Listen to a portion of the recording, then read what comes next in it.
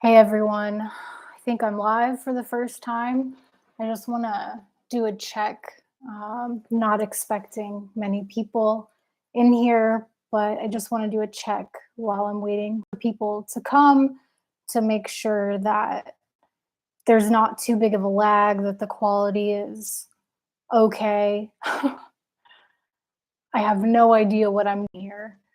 So, oh, it looks like somebody just dropped in. Hi, whoever you are. If you want to let me know who you are in the comments. Oh, they're gone. There was one, but now they're gone. Bear with me while I pull this up and make sure that everything looks good.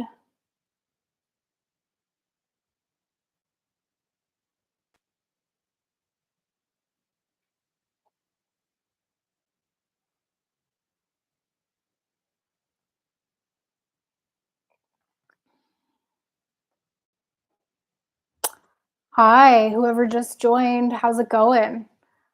Feel free to let me know who you are in the comments. I'm just trying to see if everything looks good, trying to figure out what I'm doing here. Okay, cool. There's not too big of a lag. The quality is not great, but this is what I have to work with right now. So, right on. Oh, hey, Matt. Hey, how's it going? I don't know if you're still in here or not, but I'll go ahead and get started and just tell you that the past 48 hours have been very challenging for me in terms of my recovery. It is not very often that I have cravings as intense as they have been for me, but it's been rough. So let me know if you've been experiencing the same thing. I have had to pull out all the stops in the past 24 or 48 hours. Now, this isn't something that just started. This is something I've been dealing with for quite some time, but it got really intense last night in terms of really wanting to go get high. It's not even like I wanted to dabble, I wanted to just get intoxicated. So, and it was really scary. It was a really scary thing to be dealing with. I'll kind of backtrack a little bit and just say that this started, I mean, it got to the point where I actually talked with my nurse practitioner about it before I started ketamine treatment. So, right before I started, I talked with my nurse practitioner about smoking weed again. And I know to some people smoking weed is not a big deal, but for me that's what I'm in recovery from. I'm in recovery for marijuana and for alcohol. I used to be a garbage disposal. If someone handed me something, I would be happy to take whatever you gave me, not even question it, mix pills with alcohol, all of that. Suffice it to say that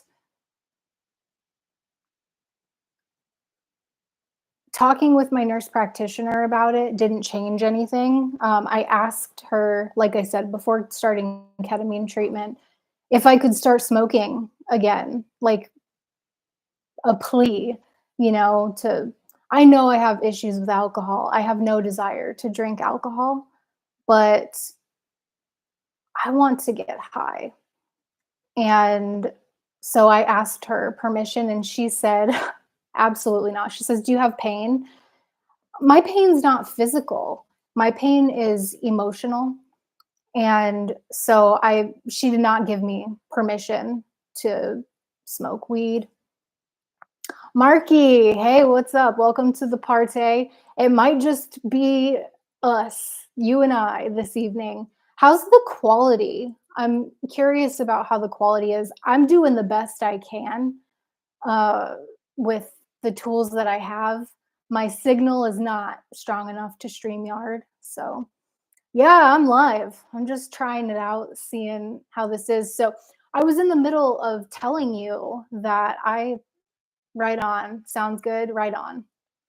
So I was in the middle of telling Matt, if he's still in here, it looks like you're both in here, that I have been struggling for a while now wanting to get high, wanting to smoke marijuana. And I asked my nurse practitioner for permission to do so. And she said, hard no, absolutely not. She said if I had pain, physical pain, then she would recommend it for me. But because I don't have physical pain, she said it's off limits. So last night, it hit me like a ridiculous a ridiculous set of craving. It's just like wave after wave after wave of wanting to get high. I'm not talking about just smoking a little bit. I'm talking about like I wanted to be ridiculously intoxicated. So I pulled out all the stops today because it's scary. I don't know, Marky, tell me if you deal with cravings anymore. Matt, do you deal with cravings anymore? Because it has been really scary. My brain is like in opposition of itself, just arguing, wanting it, pulling me in the direction of, it's just a little weed. It's no big deal. Hey, whoever just joined, feel free to let me know who you are. I'm curious. I'm curious as to who you are. Down home. What's up, down home? I've been watching your videos. I love listening to you perform. You're very talented. So I was just telling Matt and Margie that I've been struggling with cravings, and I don't want to harp on that too long. I really want to focus on the solution and what has been helping me get through. I feel like I'm just about to the other side of this set of cravings. So, what has been working for me, what I did today, I've been eating a little more than I have been eating. I called my nurse practitioner, or I emailed her, excuse me, and let her know exactly what I was experiencing because something that I'm a little envious of opiate addicts, to be honest, because there's medicine for you all. If you all start having cravings, there's medicine for you. Down home, you get cravings too. Thanks for sharing that. I feel like it's such a stigmatized thing. It's a really hard thing to admit that I've been experiencing it. Opiate addicts are blessed in that there's a medication to help when the cravings hit. And the same thing with alcohol, which I have struggled with. I am in recovery from alcohol, but I don't want to drink alcohol. It's very clear to me that I made poor decisions. I drove drunk, I blacked out, I did things that I don't even care to discuss in my alcohol addiction. No desire for me to drink. Marky, if you did smoke weed, do you feel like you could use it and leave it alone? Or would you start smoking all day, every day? That's exactly the thing. My brain tells me you could just smoke a little bit before you go to bed. It'll help ease your mind. But in my actual lived experience, every single time that I pick up, I'm smoking all day, every day. And it's right back to where I started from immediately. Like I might do okay for a week, a day or two in terms of just using a little bit, but then after 3 days, it's all day, every day.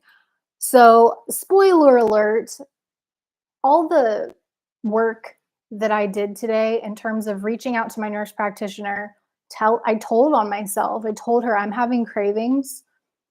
What are your thoughts? They're really intense. And same with alcohol. That's what I was saying before. It's the same with alcohol. There's a medication to help with alcohol cravings, but that's not what I'm dealing with. So please, is there a medication to help me deal with marijuana cravings? I don't believe there is, but my nurse practitioner helped. I'm so glad I was honest with her. I'm so glad that I reached out for support. And Down Home says the medication helps, but definitely still have them.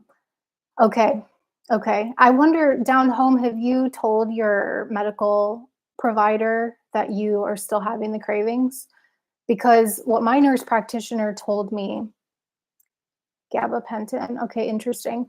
So my nurse practitioner told me today that we need to revisit my medications. We need to schedule a visit to talk about that. And she wanted to know how my anxiety is. I don't feel overly anxious. I don't think that's the problem. I feel like I just want to decompress at the end of the day.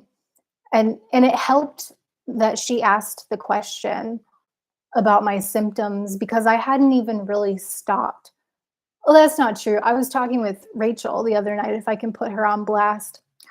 I don't think she's gonna be in much tonight. She's having her dress altered, but sorry, Rachel, if that was TMI, I apologize.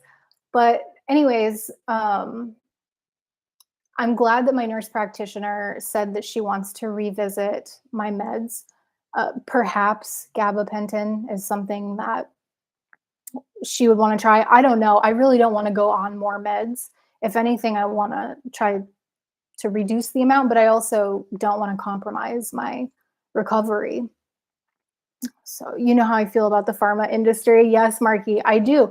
I do. And I've shared with you before, my goal is to not be on meds at all. But in terms of my mental health and what I'm going through right now, I'm not willing to compromise my sobriety because I didn't want to take something. So I don't know if I've told you this before, but I tried the first 18 months of my recovery to do it without meds. And it ebbed and flowed. There were good days, there were bad days, but I was able to get to a point where I realized I needed some help. I needed some additional support.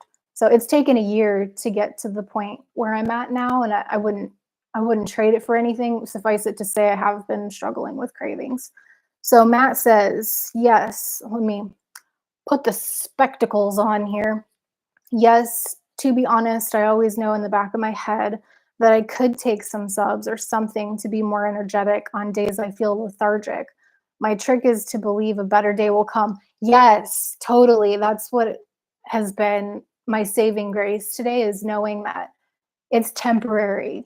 Like, what I'm going through is temporary. I've been through it before. There's no way I could have gotten to 2.5 years of recovery without knowing that cravings are temporary. Or even if I didn't know it, having the lived experience that it's only been temporary every single time. And if I stay clean and sober, then it'll just I'll be able to keep accumulating the time. And I do not want to go back to early recovery.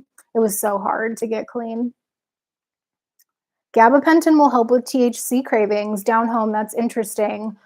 Um, that's not something I've ever tried before. Is it hard to come off of gabapentin? Are you on gabapentin, if I can ask, if you don't mind me asking?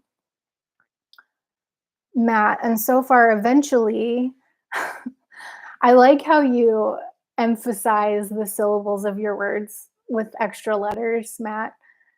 And so far, eventually, a better day does come. Eventually, yes, yes, that is even today, as I sit here, I'm feeling better. So I didn't title this live stream, I'm struggling, to harp, like, I don't want to focus on the struggle. I want to focus on the solution.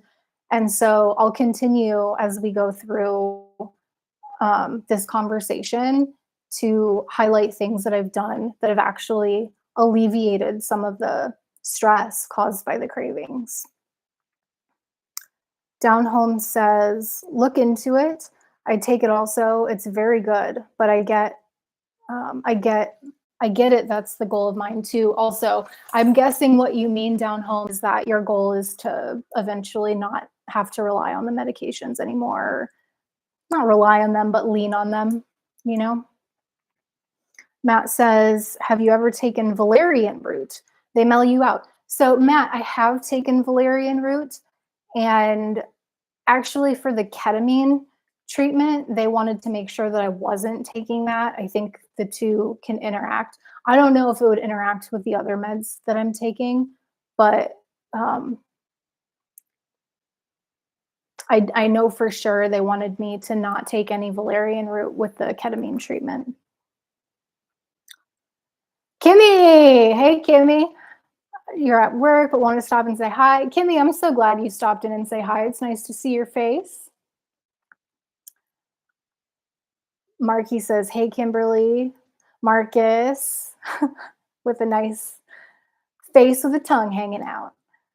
And Down Home says, yeah, I'm on it. Okay, the gabapentin. I don't notice it being hard to come off of, but someone on it for years, I'm sure it could be similar to coming off antidepressants. Yeah, and I have tried a lot of different antidepressants, which don't work for me. I have treatment resistant depression, and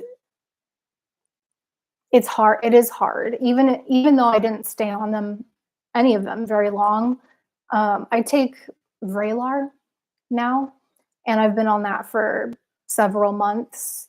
And so getting to the point where that works for me, I had to go on and off several different mental health meds, and it was never fun. It never went smoothly. Marquis says, Down Home, what happens if you don't take the GABA? That's a good question. Down Home. I don't notice any negative effects if I don't take it. It's also helped mood more than any SSRI. That's interesting.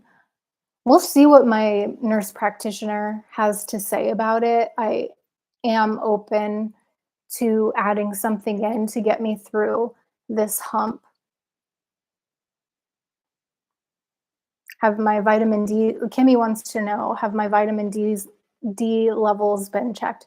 Yes, Kimmy, my nurse practitioner ran some labs a few months ago, and I do supplement. She had me take, I think it was vitamin D2 or something like that, like a really high dose for a week. I think I took it. And then now I'm on maintenance vitamin D. I think it's like 5,000 IUs or something like that. No vitamin D. Oh, I missed something. Down Home says for me. Probably with respect to helping the mood, the gabapentin. Kimmy says, I've heard ashwagandha is amazing for anxiety and depression, but I can't take it because it interferes with my thyroid levels. That's a good thing to know before you take something exotic sounding like ashwagandha. I've never taken ashwagandha before, but I've heard good things. I'd want to talk with my NP about it because Kimmy, I don't think you were in here when it was Matt asked about valerian root, and my nurse practitioner wants me to avoid valerian root while I'm getting the ketamine treatment. I guess there's an interaction there.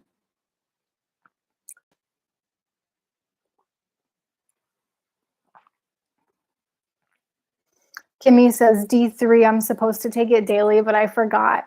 I forget to take my stuff too if I don't put it, and I forget if I've taken it. There have been times where I'm like, did I take my vitamins today or my meds even? So I put them in little containers. I have like the old people containers with the, M, T, W, the letters for the days. And that helps me. It doesn't prompt me to take them, obviously, like an app would, but I have an alarm on my phone that goes off at the same time every day. And that helps me to remember. And then I can remember if I took them, if they're in there, then I need to take them. And if they're not, then my memory is just really bad that day.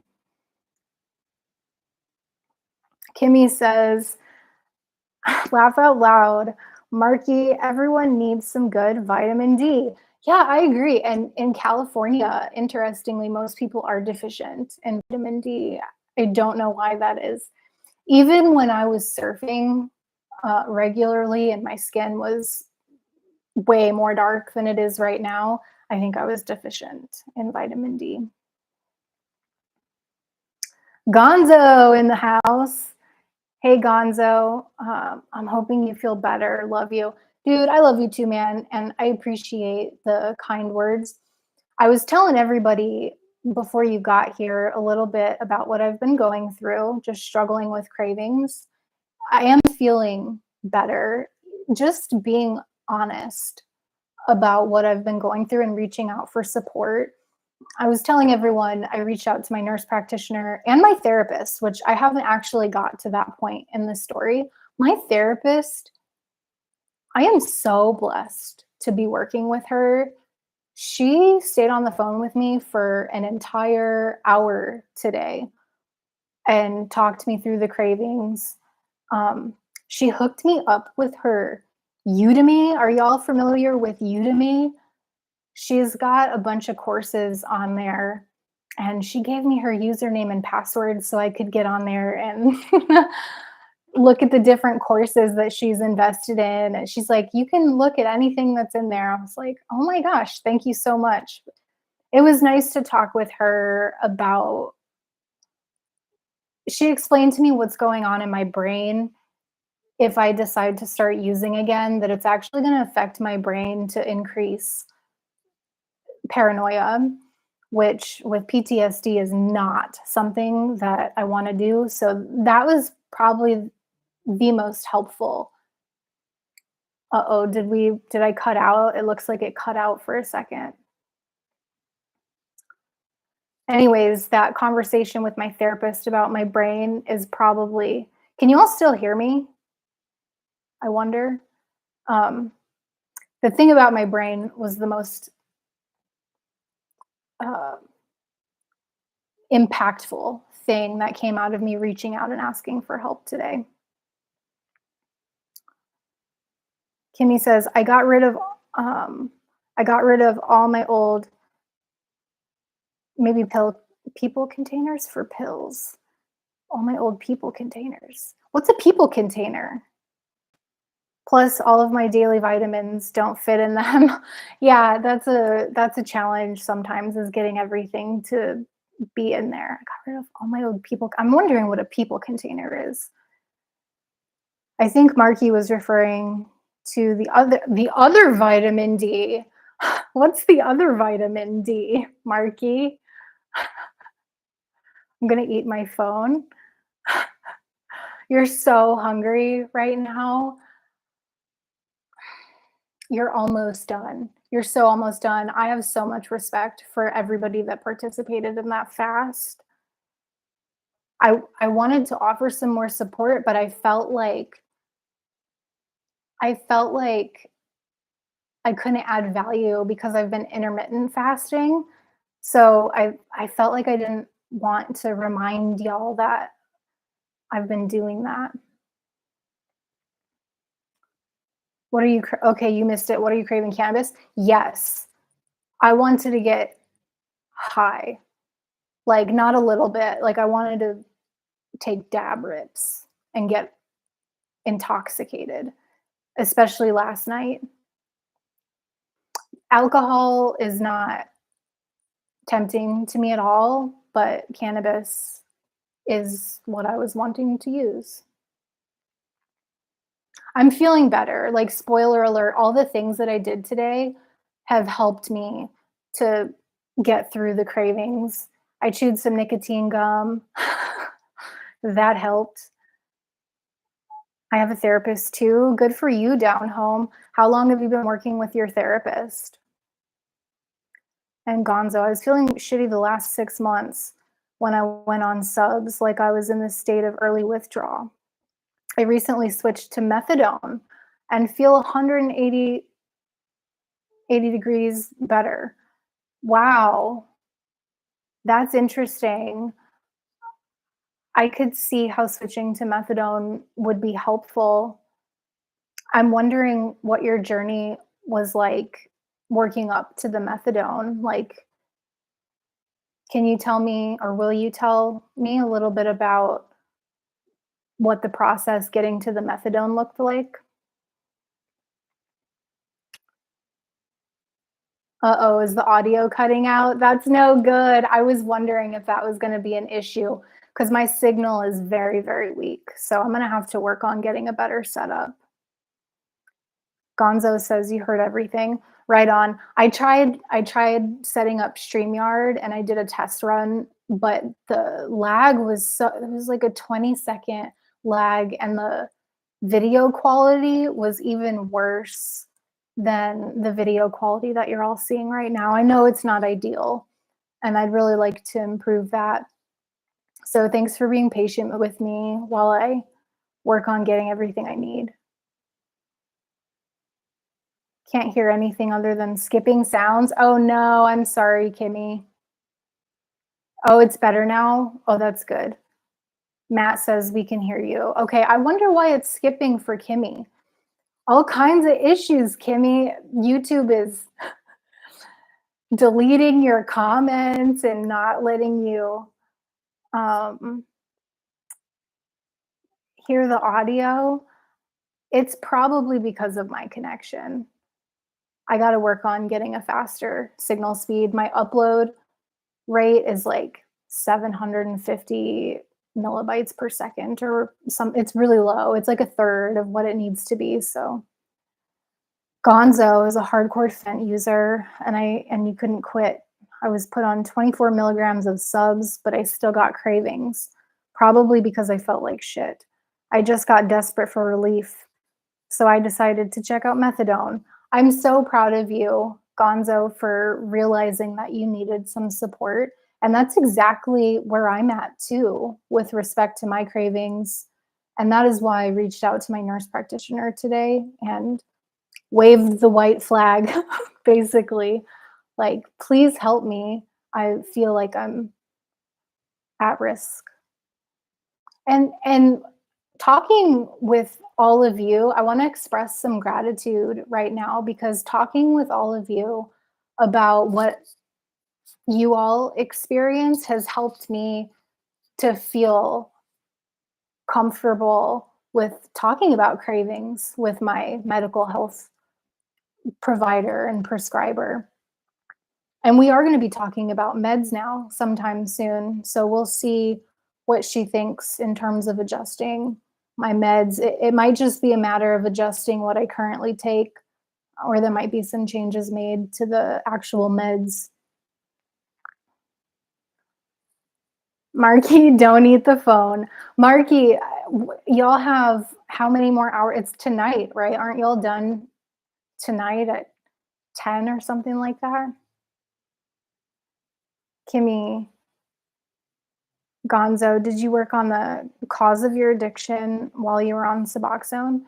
This is a really good question. And it's something that my nurse practitioner brought up today too.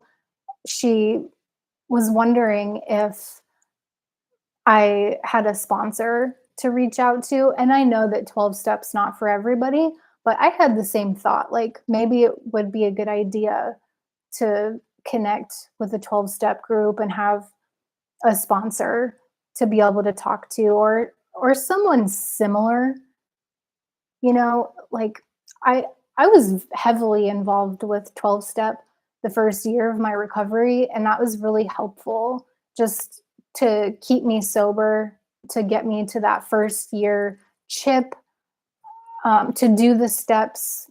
I've done the steps twice, actually, once with my first temporary sponsor and then a second time with the permanent sponsor that I got. And it was helpful.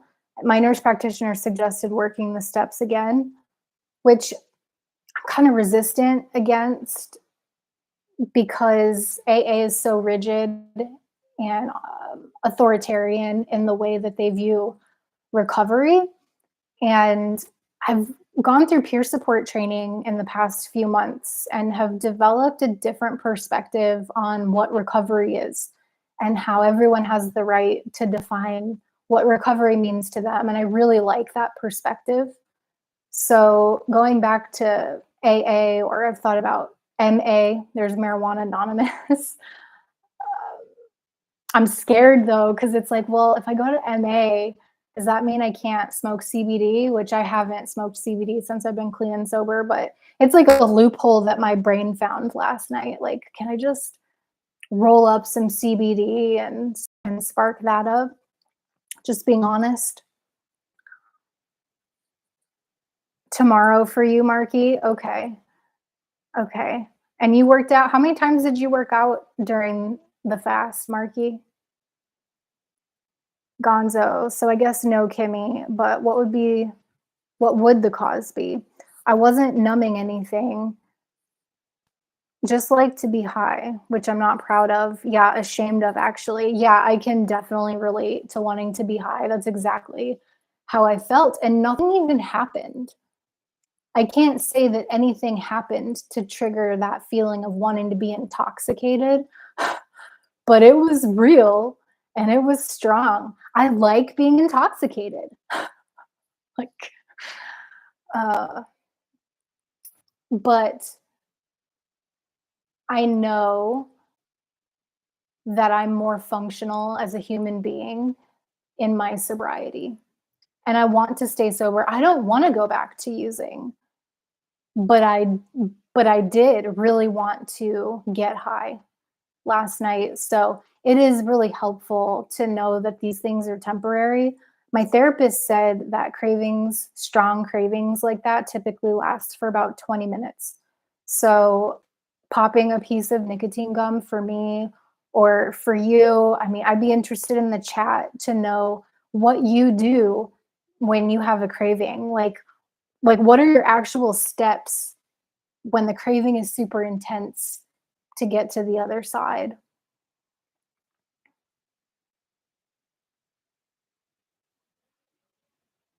I never did fence, so it's difficult to give advice.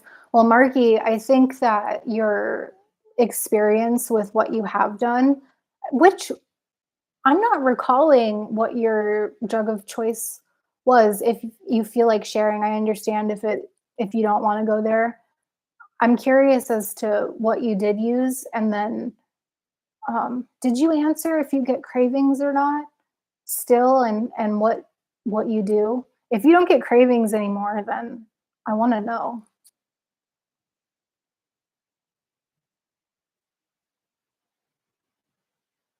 Twice but no more. Funk that. Marky, are you talking um about Fent? What's twice? Oh, twice. You worked out. I asked you about working out. You worked out twice. That's impressive, actually. Marky fasted for 4 days and worked out twice during that. Scoundrel Studios, what's up? Welcome. 4 years sober, Scoundrel. That's impressive. So you've got me beat. Not that it's a race, but I've got 2.5 years of solid recovery under my belt. No slips, which I'm really proud of. No judgment for slips, obviously, but it feels like a real accomplishment. I can't believe that I made it to 2.5 years, to be honest. 4 years is fantastic. What are you in recovery from, Scoundrel? When I was on Suboxone or in withdrawal, Gonzo says, I would get cravings simply because I didn't want to be sick or depressed. I haven't gotten cravings since switching to methadone. No cravings at all, Gonzo. That's really wonderful. See, I wish there was something like that for marijuana, and perhaps the suggestion to from my nurse practitioner and other people in the chat. I think it was Down Home. I'm not sure if you're still in here, Down Home, but um, the gabapentin suggestion. I'm hesitant to bring something like that up to my nurse practitioner, but I'll be interested to see what what she says. Maybe I could just say that it came up and what are her thoughts. She's very good about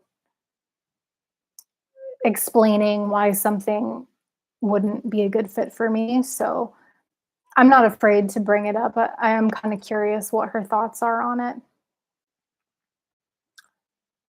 I did them all, Marquis says.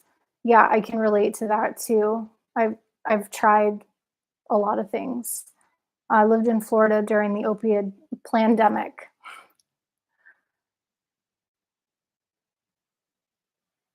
Marky, your perspective, I love it. I'm so glad that you're here.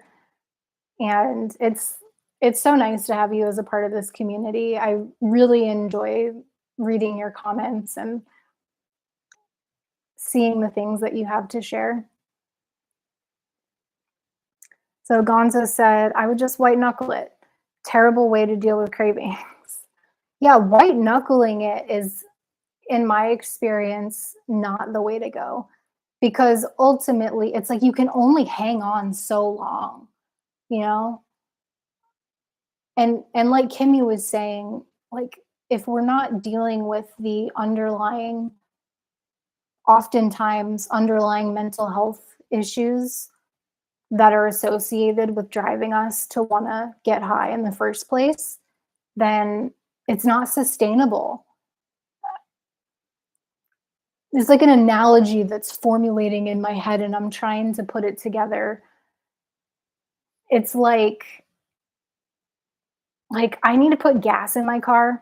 It's almost on empty. It's not quite on empty yet, but I feel like white knuckling it is similar to waiting until the last minute to put gas in my car, which is ultimately like the light won't be on by the time I get gas, but I could have put gas in my car a long time ago so that I didn't have to have the stress. I feel like there's a parallel there.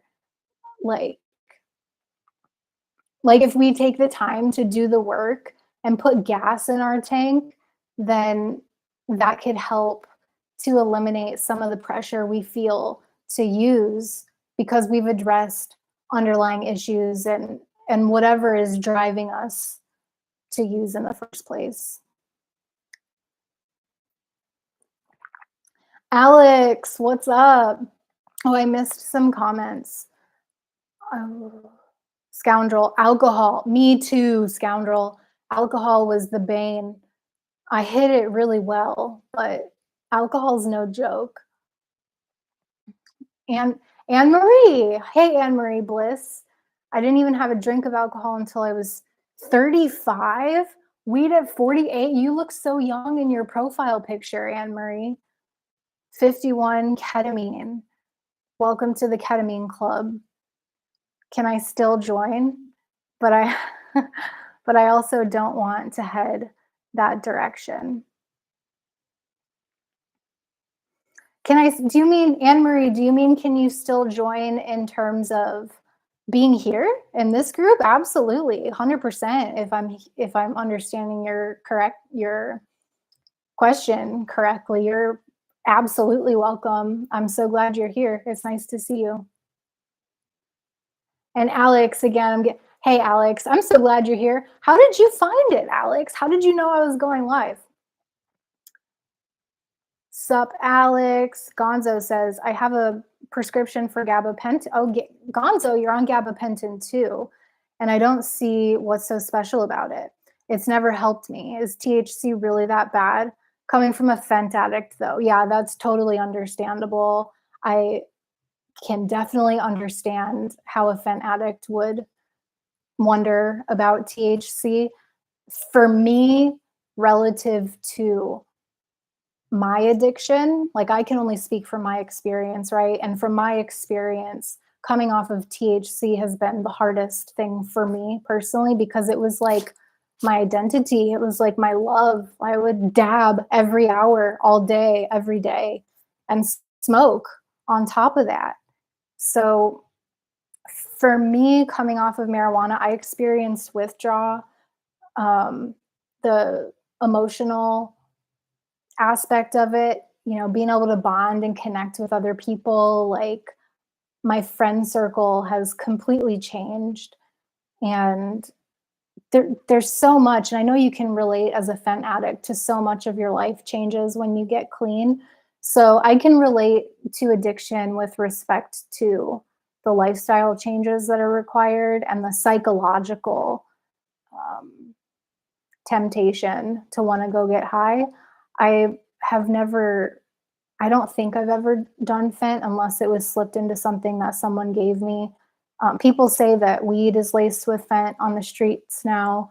I stopped smoking 2.5 years ago before I think that really started becoming prevalent. So I don't think that I've ever used Fent, but I wouldn't be able to tell you one way or the other because I used to take whatever people would give me.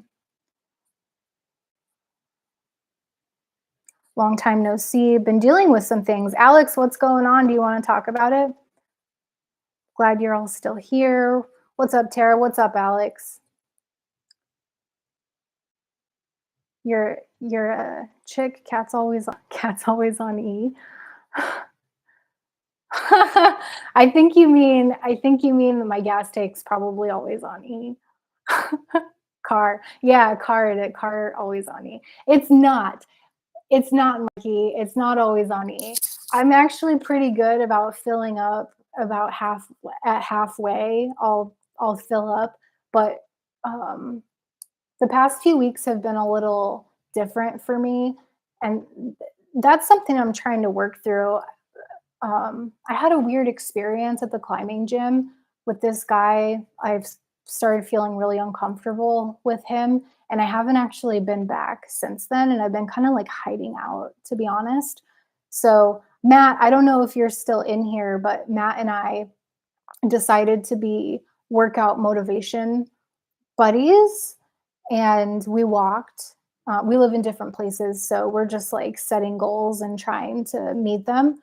But we walked this weekend, and he wants to do yoga, so I'll be matching his yoga goal and getting back into yoga tomorrow, and that's a non-negotiable for me. It's not up to whether I want to do it or not. I've committed to going back to my yoga class tomorrow. That's a big coffee mug. It is a big coffee mug, isn't it? But it's nice. I like the way it feels in my hand. It was a housewarming gift from my brother. It was a nice housewarming gift.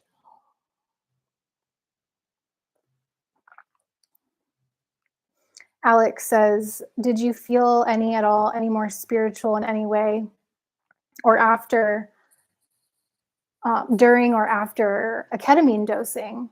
Any more spiritual?" That's a good question, Alex. I would say yes.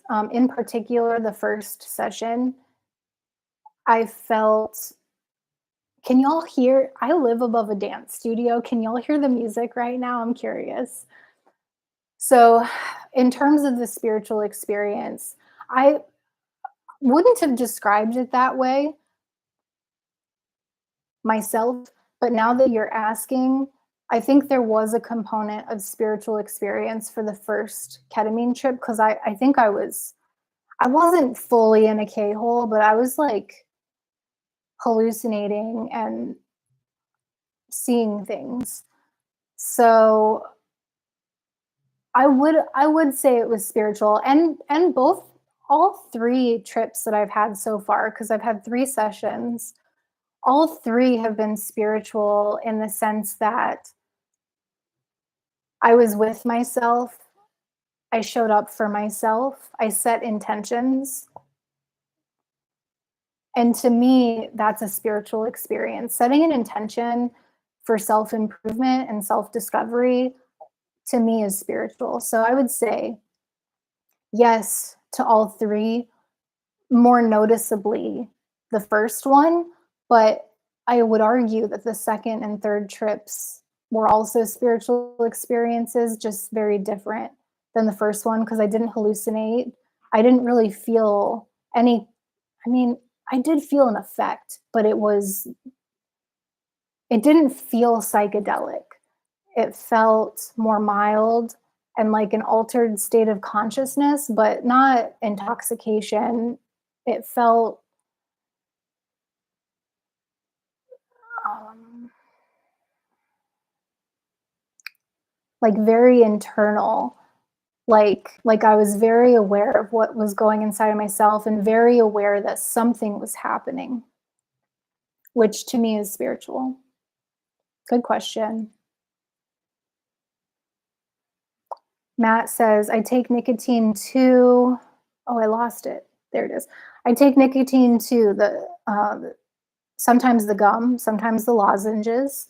It does feel like it helps with some energy or focus and or getting over some cravings. Oh, totally.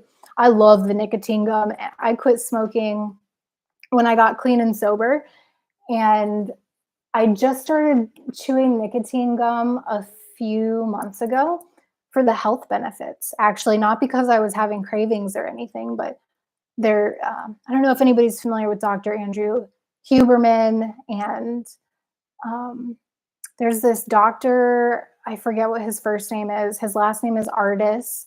Marky, I think you would really like Dr. Artis's content, his argument that, and let me know, Marky, if you've heard of this, because I've never heard you talk about nicotine gum before. But I don't want to go too deep down that rabbit hole right now, but that there are health benefits to small amounts of nicotine. And you can use the patch, you could use the gum. Smoking is not recommended because smoking, I mean, I don't think I have to explain that one. So I chew the gum because I like the way it feels. I've been subscribed to you for quite a while. Really, Alex? To me? Well, that's nice. Thank you. It's nice to have your company. It's always nice to see you. Gonzo says, I'm sorry, Tara. I wasn't trying to minimize your experience. Oh, Gonzo, I didn't take it that way. That's something I'm used to it. You know, people, a lot, I don't want to say a lot of people.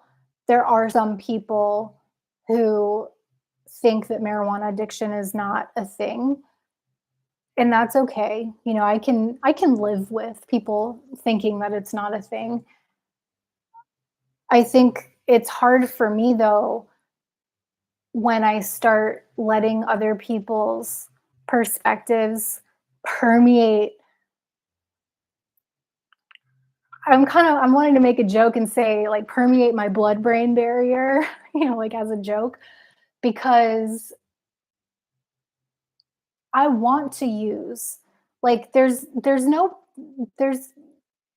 part of me that is happy about not being able to engage in something that I have loved before. It was my love. Like, and it worked really well for me until it didn't work because I wasn't functional. And that messes with my brain sometimes, the whole like, could I use it responsibly? Maybe. Did it really ruin my life? Hard to say. Hard to say.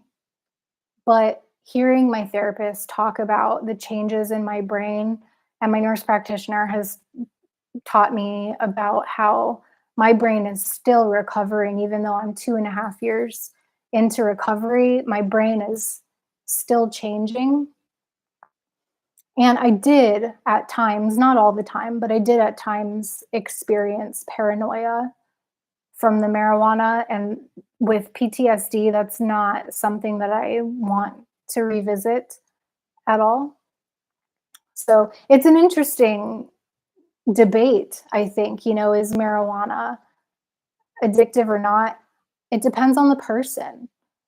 For me, it was and has been. And I think for someone in active fent addiction who could care less about weed, it would be a different experience and perspective for them, which I respect and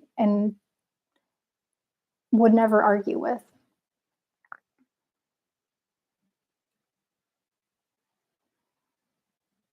Anne Marie, I was just whoops, I was just trying to be funny. Gabapentin never did anything for my fibromyalgia. THC has been a lifesaver. See, Anne Marie, I can totally get on board with that. And I hesitate to say that I'll never use THC again because it helped me too. And there's no judgment from me to you because you use THC. I think it's wonderful that you have something that works for you. I secretly hope that I can get to that point someday. I'll just be honest. But my nurse practitioner says no right now for me. So I'm going to listen to her because my recovery and the treatment that I'm getting right now is more important to me than getting high. That's just my perspective. No judgment to anybody who's engaging with THC use whatsoever. I wish I could join you. Gonzo, I guess because I live in LA, cannabis is so easy to get here. I don't see it as an issue. That's totally understandable. And I could make that same argument for alcohol. Like alcohol's in every store, but I can't drink that stuff. And my stepdad actually uh, was telling me the other day, just yesterday, I was talking on the phone with him and my mom, that all like he works with people in hospice. Papa, if you're watching this, sorry if that was TMI. He he cares for people who are on their deathbeds. He's a physician, and he was telling me about how he sees a lot of people young in their 50s who have serious issues. They have horrible end of life experiences for the last 2 or 3 years. And that's something that you can get legally at every corner store. So I understand what you're saying, Gonzo, about how it's so easy to get.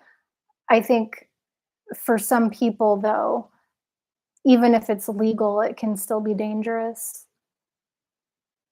No judgment to you if you drink or use THC. Like, that's not what I'm here for. I'm here to support other people's recovery by sharing my own lived experience. And to me, my perspective on recovery is that recovery is whatever it means to you. And it's remembering who you really are at the core and using your strengths to become who you want to be or who you're meant to be if you believe in that kind of thing. But I think recovery is a very personal thing to everyone. And so I know some people like I was saying earlier, I got clean and sober in AA, and they're very authoritarian and abstinence is the only way. Um, as a peer support specialist, I've learned that recovery can actually be a very personal thing and it doesn't have to mean complete abstinence. If you're in recovery from opiate addiction and want to have a drink or want to engage with THC use, you have my full support. For me, my drugs of choice have been alcohol and marijuana, and I know the kind of trouble I got into with both of those things. So for me, um, my recovery probably looks different than a lot of other people's, and I respect however you define recovery. I think that's wonderful.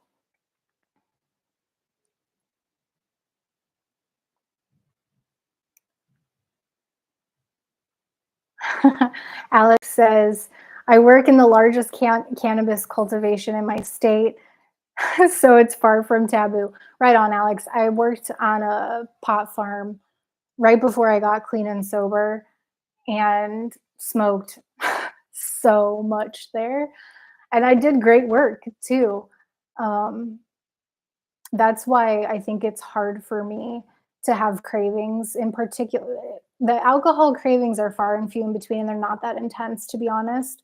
But the marijuana cravings for me are really strong, especially when I remember how productive I have been in the past. And if I can just say, and this is why I was like talking to my nurse practitioner about using it again, is because I felt more functional at that time of my life than I have been in my sobriety. And so it's like, well, was I brainwashed in AA to think that marijuana was a bad thing because it's mind altering? Or was it actually not working for me? And that's something that I've yet to resolve. I'm just being honest here that my brain hasn't quite decided what I think for myself if marijuana is something that has actually been beneficial to me because it worked for me for a long time. I loved it. I enjoyed it, and it's still sacred to me. And I'm not saying I'll never use it again. I might redefine my own recovery. and deal with the lashback that I get from some of the people in my support circle if I start to engage in that type of behavior again. On the other hand, I know what happened when I was in my addiction. Like, even though I think maybe I will use again someday, there's no doubt in my mind that I was addicted at one point and was abusing it. So, could I go back to using responsibly, which is what Marky's question was earlier? Maybe, I don't know.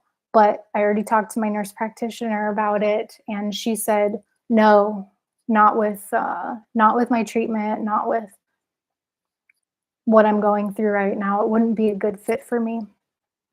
So I'm going to listen to her for now.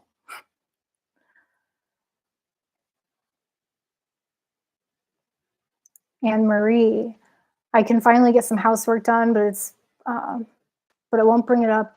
But let me get closer. I can finally get some housework done, but I won't bring it up if it's a problem. This is my first live ever. Oh, I'm so happy that you joined us. It's nice to have you here, and you can bring up whatever you want.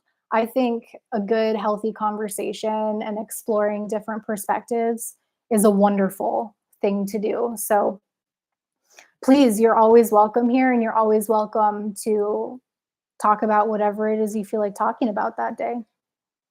And I hope that your housework journey is going well. Kimmy says, Gonzo, alcohol is really easy to get to, but yet it's incredibly dangerous to some. Yeah, exactly, Kimmy. That's exactly what I was talking about. It's legal. Some people can use it responsibly, which is wonderful for them. I secretly hate them. Not really. I don't really hate anybody, but my point is just that I wish that I could drink responsibly.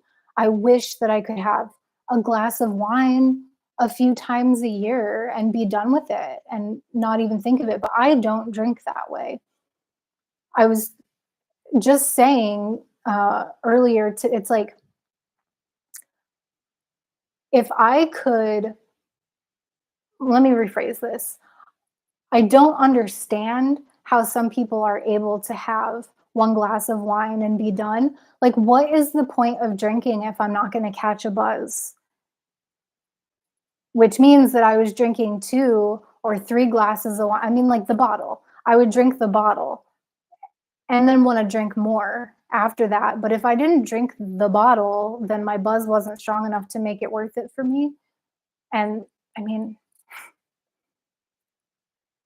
long term, the effects of drinking that much on my body, they're not good.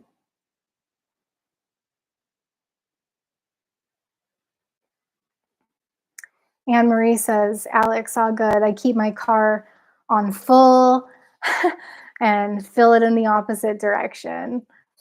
Did I read that right? I lost the comments. I keep my car on full and fill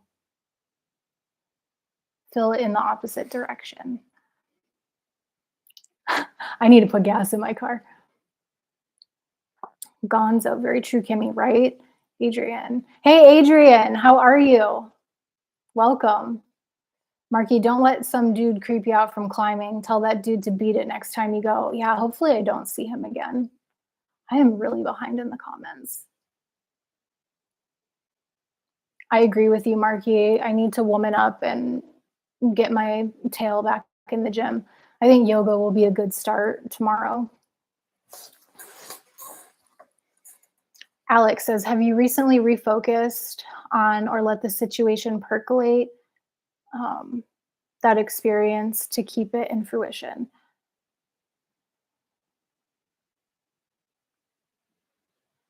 Alex, do you mean, have you, the situation percolate? I think I'm not remembering what you are asking this question in regards to.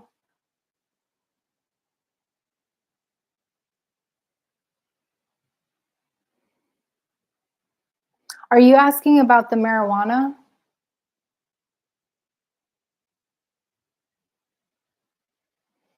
Gonzo says, I was one of those people Well, Alex thanked me for my explanation. I'm sorry that I'm not remembering what exactly this is in reference to. I think you're talking about the marijuana.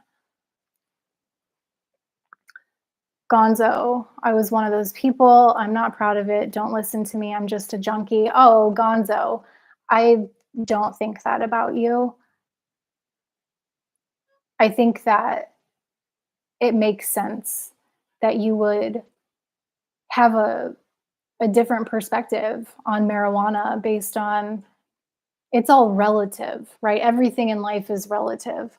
And so if you've got that's like that's like me and with my alcohol addiction. That's like me trying to compare 2 shots of tequila to a half a pint of beer, I feel like, or something like that, and I loved me some tequila, and 2 shots was never enough. So, I understand how it could be difficult to understand how someone might struggle with something that is nowhere near the potency level of what you chose to be your drug of choice. Yeah, I'm 100% on the same page with you there.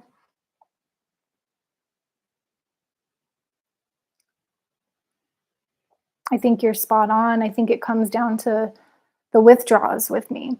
I never had THC withdrawals ever, and I was a heavy smoker, but opioid withdrawals, I'm bedridden for weeks. My heart goes out to you, Gonzo, and anybody who's struggled with opiate withdrawals like that. Uh, I had cold sweats. My experience with marijuana withdrawal was cold sweats for about 3 or 4 days, intense for 3 days. During night, like my bed sheets would be soaked, and I had nightmares for the first 6 weeks or so. Um, I think most of what I experienced was mental in terms of just wanting to engage in a behavior that used to bring me comfort, used to bring me relief, used to get me out of bed, used to help me be social and bond with people. It's like if you're a weed smoker, you know what it's like to walk up to a circle of people and have them be like, yo, you want to hit this? And you're like, yeah, I want to hit that. And my ability to find an instant bond with people has significantly changed now that I don't go into bars anymore and don't join the chiefing circles. That's a hard thing to let go of. So for me personally, I did experience physical withdrawal, but I'm certainly not trying to compare it to an opioid withdrawal. I would never do that. And I would do anything not to feel sick, right? Right. Marky, yeah, it's no fun when it goes from getting high to getting by. Yeah, yeah. And I can relate to that with the marijuana use. I would roll something up while I was peeing in the morning, like the two went hand in hand. I would roll something up before I made coffee.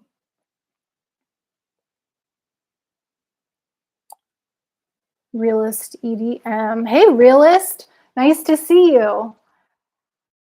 I used to smoke every day, but all of a sudden it began making me feel like my throat was closing up and I'd get anxiety. Not sure if it was all in my head, but it sure didn't feel like it.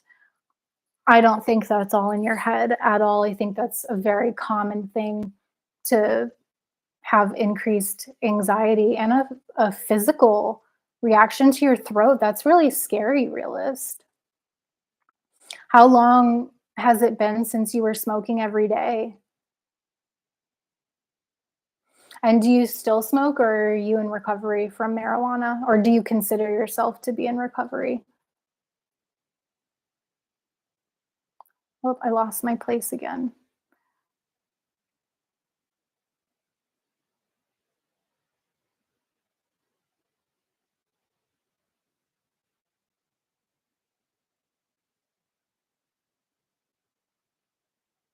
There we go. Man, once you lose your place, it's hard to find it. So Kimmy says, here's how I look at it. Some addicts can function. I worked full time and got a degree during active addiction. You go, girl. But if you're building routines around your usage and um, but if you're building routines around your usage and changing your behavior, it's a problem. Oh yeah, my oh no. Sorry. I hope that the signal I hope you can hear me right now. I'm gonna keep rolling with it, but I think it just cut out.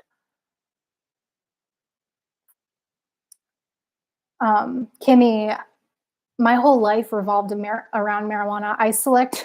I went to work on a pot farm because I just wanted to be surrounded by marijuana, and I sure was. hmm It was like my dream. It was like my dream come true when I got that job. Gonzo, exactly, Marky. It just became a chore. Yeah.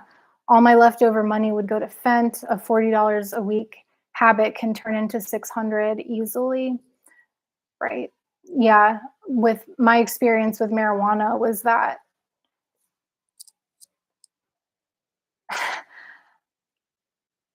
I mean, that's a whole story. I could make a whole video about what I did to make sure I had weed all the time. I almost started selling it. I did actually sell it. I never got fully enmeshed in that. That's when I actually decided to get clean and sober because I realized I was headed for potentially jail if I got caught. And I have a story about how I got busted and had a potential criminal charge because of marijuana. I'll tell that another time. I was thinking of making a video about my criminal charge due to marijuana. Realist says, I was able to quit for a few years but went back to it. Okay, now and do it sometimes. Okay, I have a lower tolerance and it's just not the same. I don't enjoy it as much even after a long break. That's interesting. I wonder how it would be for me. I haven't given myself the freedom to try it and see how I would feel. It's been 2.5 years, so I have a sneaking suspicion that I would get quite the effect from it, but it's not a path that I've chosen to go down quite yet.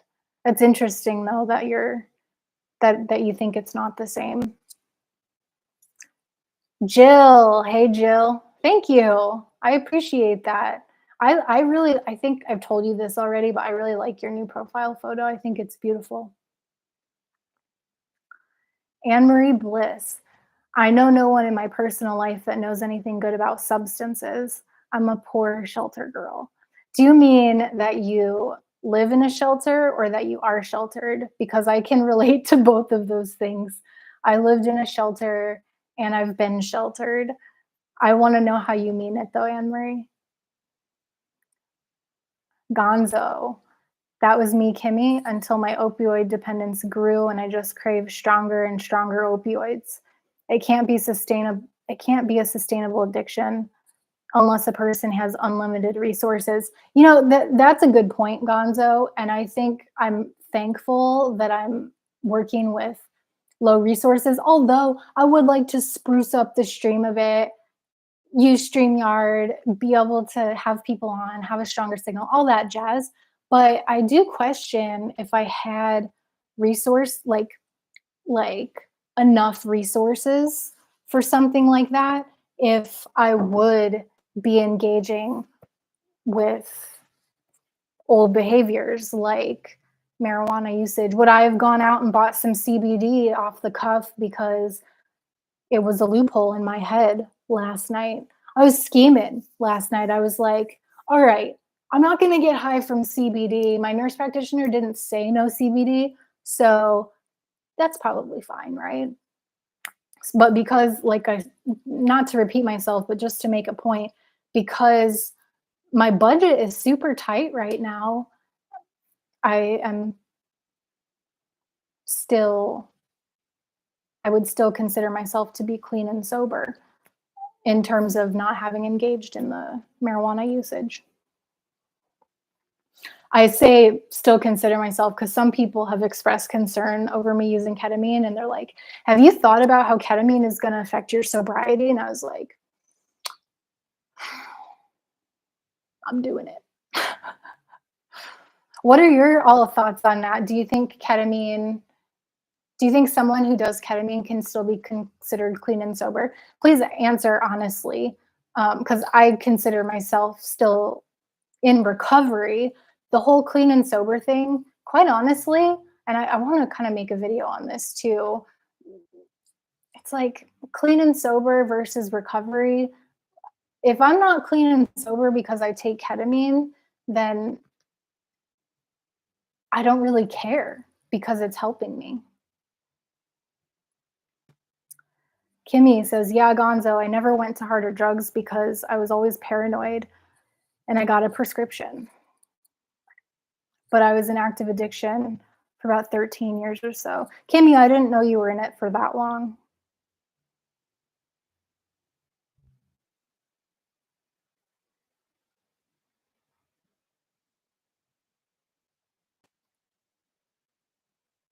Kimmy says, I never got high after dependence, but I just kept using to be able to function. Yeah, that's kind of how marijuana was for me too.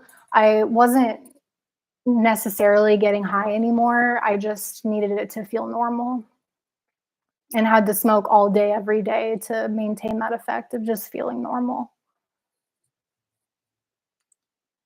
Marky says, exactly, Kimmy, getting by to function. About the spiritual experience. Okay, I think, am I like super behind right now? Oh, about the spiritual experience. Oh no, I'm like so far behind. I'm sorry, Alex. Let me go back to your comment, Alex. Have you recently refocused on or let the situation percolate that experience to keep it in fruition? Yeah, Alex, that's a good question. Okay, I see how you were asking it now about the spiritual experience.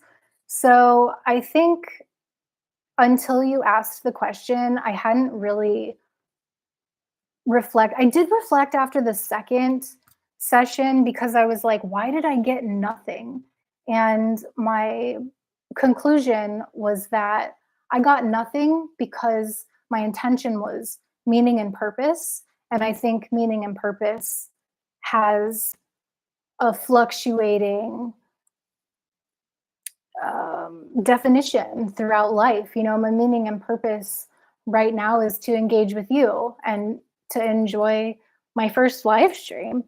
Whereas my meaning and purpose this morning was to just maintain my recovery. So it's like been different throughout the day. And thank God I was able to get through that. But you bring up a good point, and perhaps that's something that I could incorporate into my process is really um, thinking about what I got out of each trip and using that information to set the intention. I haven't set my next intention for my next trip. I haven't even really given it much thought. People keep asking me, oh, there was some messages retracted. I wonder what happened. Realist EDM, what happened? um, yeah, sorry, Alex, that I got so far behind. Best I can. So, Marky, I went to 4 different doctors at one point, and so did my girlfriend. Is this your now wife, Marky? We had thousands of blues going through my apartment every month. It was insane. I'd get sick after an hour if I didn't take any. Wow, Marky, that's insane. I didn't realize that it was that heavy for you. I hate it, Marky, says Gonzo. I went from 1 blue pill lasting me all day to smoking 10 a day just to feel normal. I have so much respect for people who have been able to get clean from opioids. I learn a lot from y'all in terms of my own recovery. And Realist EDM says, and yes, it is hard to drink just a glass or two of wine with family when your tolerance is much higher. But you don't want to be judged for having more. When I didn't used to care. Other people could have one, and I'd have a whole bottle. No, um, F's given. We'll just say. Marky, yeah, Gonzo, for real. I'd snort 10 at once on the ride back from the doctor. Florida was crazy. Before that computer system went into place for the pharmacies, right? That's was probably like the wild west back then in terms of forging prescriptions and all the shenanigans I've heard about. How much marijuana is heavy use? Anne Marie says, rough guess. I'm sure it's different for everyone. It doesn't give me a buzz per se, but it turns off my pain like a switch. I wouldn't say it's fun though. Yeah, well, you have pain, Anne Marie, and that's what my nurse practitioner said. She would prescribe it to me for as if I had pain. For me, heavy use was dabs every hour and smoking spliffs on top of that. But even I think smoking spliffs, if you're smoking like 7 or 8 a day, I feel like that could be considered heavy. It's all relative.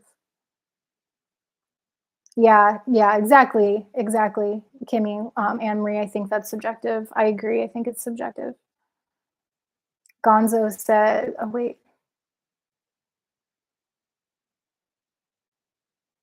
I got lost in the your stream is I got lost in the comments again.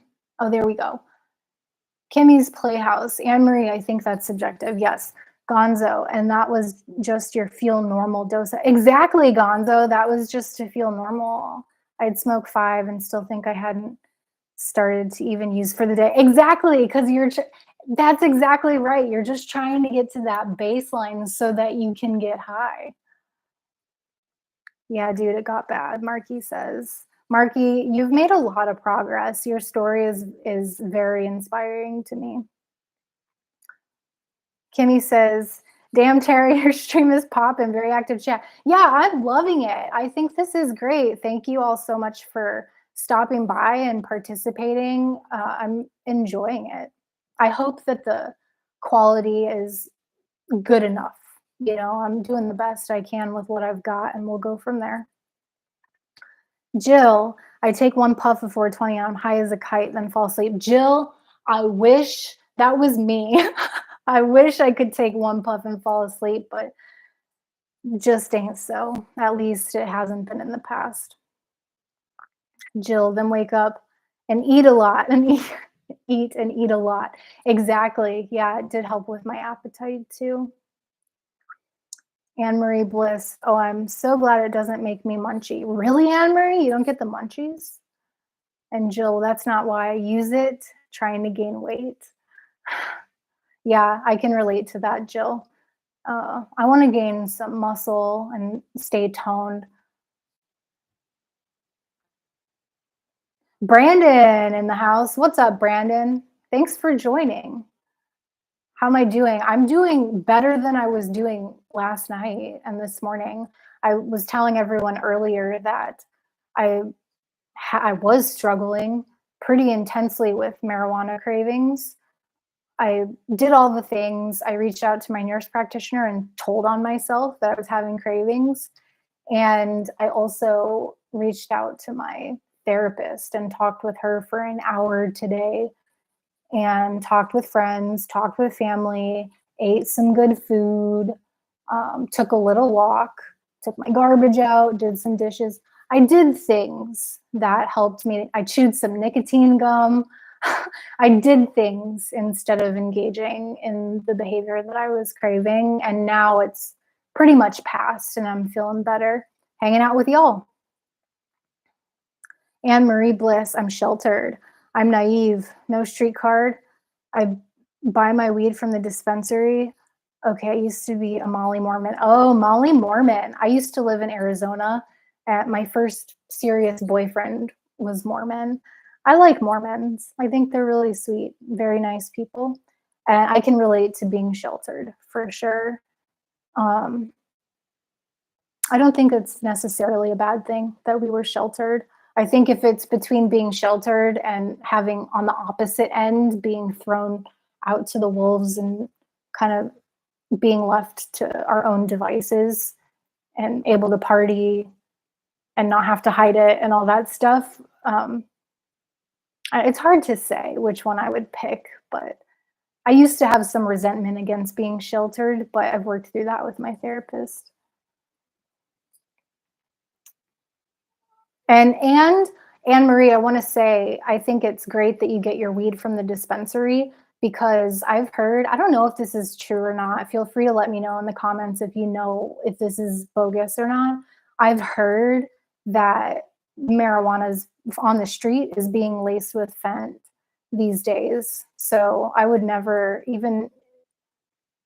marijuana on the street just knowing that it could be laced with something that could kill me or get me super addicted. So Jill says yes, because you're using it correctly as a healing process. I think you're talking about the marijuana. Anne Marie says, I consider my cannabis use and the ketamine as well as medicine. Yeah, Anne Marie, I agree with you. I think cannabis can be used as a medicine, and I'm absolutely using ketamine as a medicine. And if people want to put me in the bucket of not being in clean and sober because I'm getting ketamine treatment, then that's their right, to each their own.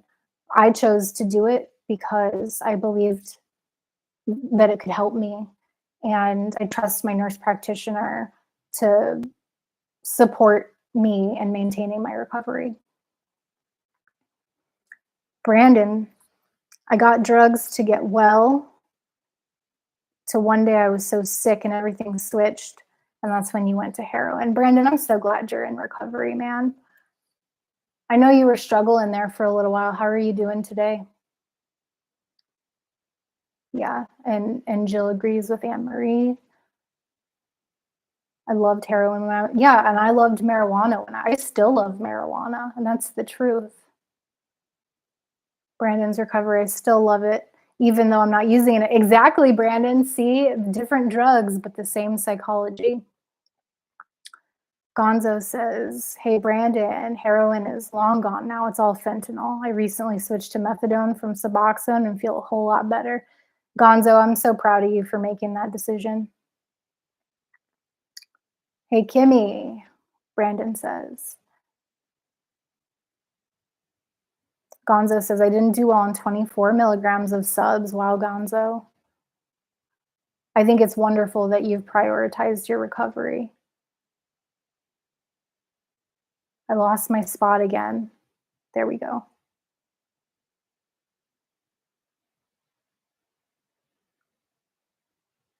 Yeah, Brandon says he knows it's all fent. Yeah, and Brandon's on Sublocade now from subs. Brandon, how's Sublocade been going for you in terms of your perception of your recovery?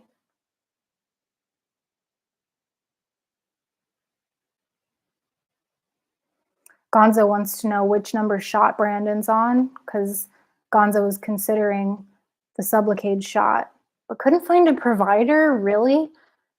That's so frustrating. I experienced something similar when trying to get ketamine treatment, and I was going to have to drive 2 hours each direction. So a total of 4 hours to get treatment, but ended up finding a local solution right down the street.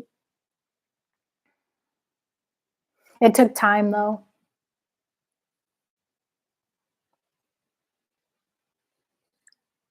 That's a lot of Suboxone, Jill says. It works really well for me at 2 milligrams as needed for pain. Isn't it so interesting how different we all are? It's like, man, for me, it's been like the hardest thing in my life to not use marijuana. And then we've got Gonzo who has switched to meth. I think it was Gonzo, right? Who switched to methadone. Same goal. Same goal. Different drug of choice, same goal.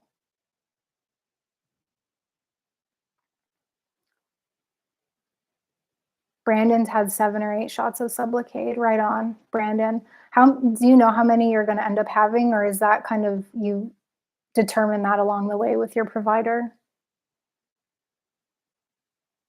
Gonzo says, "I know, Jill. I started on 16 milligrams. I'm a heavy Fent addict. I think that was the point of the high dose." Yeah, right. Probably, I would imagine, to combat the cravings. Did you still have cravings at 24 milligrams, Gonzo? Oh, I think you said you did, and that's why you switched to methadone.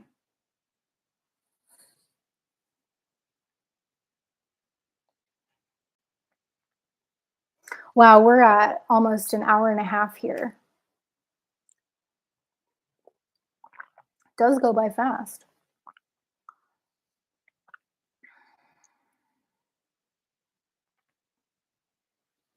Kimmy says, Jill, lower doses seem to work better for pain, which is why many pain formulations are in micrograms rather than milligrams. Hmm. Kimmy, you're so intelligent. You have so much good information to share about this stuff. We love you. Aw, Brandon, I love you all too. I'm so happy that you're all here. I thought maybe it would be me and one other person, maybe, or maybe that it would just be me talking to myself. So it's nice to have some company. I'm just gonna warm up I have this thermos keeping my hot water hot.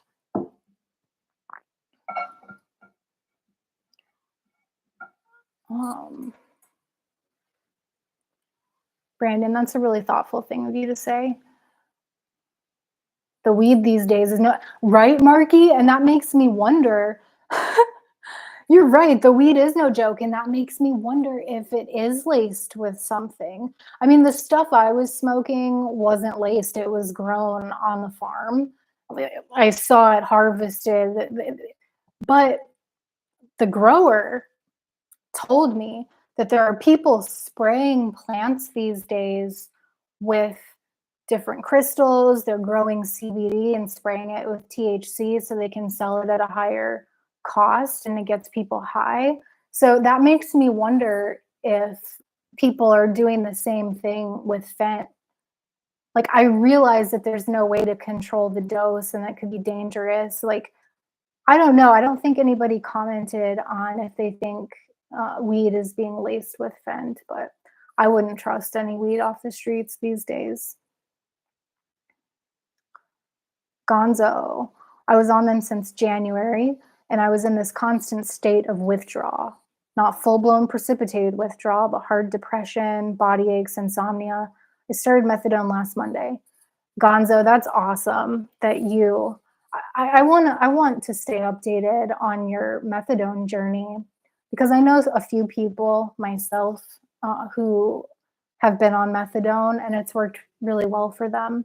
I hear people talk about how they think it's an outdated medication and shouldn't be available, but in my experience and observation with like former roommates that I had at the shelters that I lived at, that hasn't been the case. It's worked well for them. And I'm sorry that you dealt with depression. I can relate, and I wouldn't wish that on my worst enemy. Real depression is so heavy. So much better. Gonzo said, okay, so in terms of his methadone journey, it seems like it's going well for Gonzo, and that makes me happy.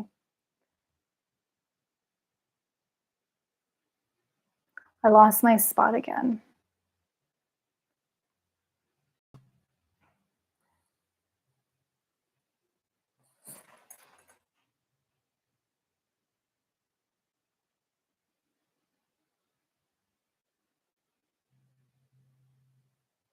I really lost my spot. Oh, I found it. How's the cravings now? Brandon, the cravings have pretty much subsided. I started the work on the cravings last night by reaching out to a friend and telling on myself. And I did a lot of work today. I think you were here when I recapped that. Um, the cravings are pretty much gone. I don't want to get high. Um, Again, not saying that my recovery will include abstinence from marijuana in perpetuity, because that's very overwhelming to me. But for today, you know how they say one day at a time, or just for today, um, I will stay sober today and I will not engage with marijuana usage unless my nurse practitioner gives me her blessing. So thanks for asking. And that feels, I feel accomplished. Like I feel proud of myself knowing that I made it through to the other side when I was pretty scared earlier that I was going to go do something rash even though I didn't want to. It's scary. That's a scary thing to feel like I don't want to, but I think I'm going to. It's fucking, or excuse me, that's terrifying.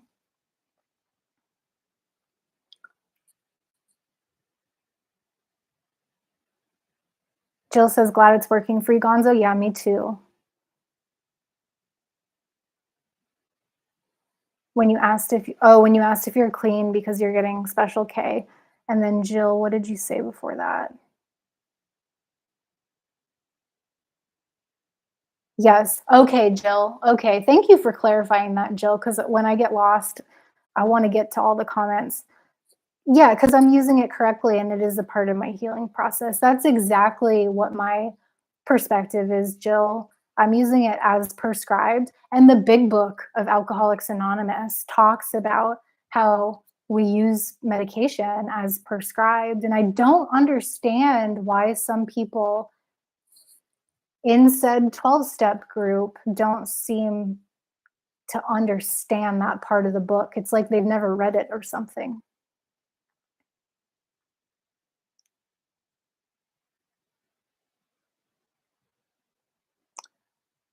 Don't worry about what people say about your weed problem. Thanks, Brandon. Yeah, it's taken a while to get to the point where it's like, well, my training as a peer support specialist has actually helped support my recovery quite a bit because I now understand that my recovery is mine to define.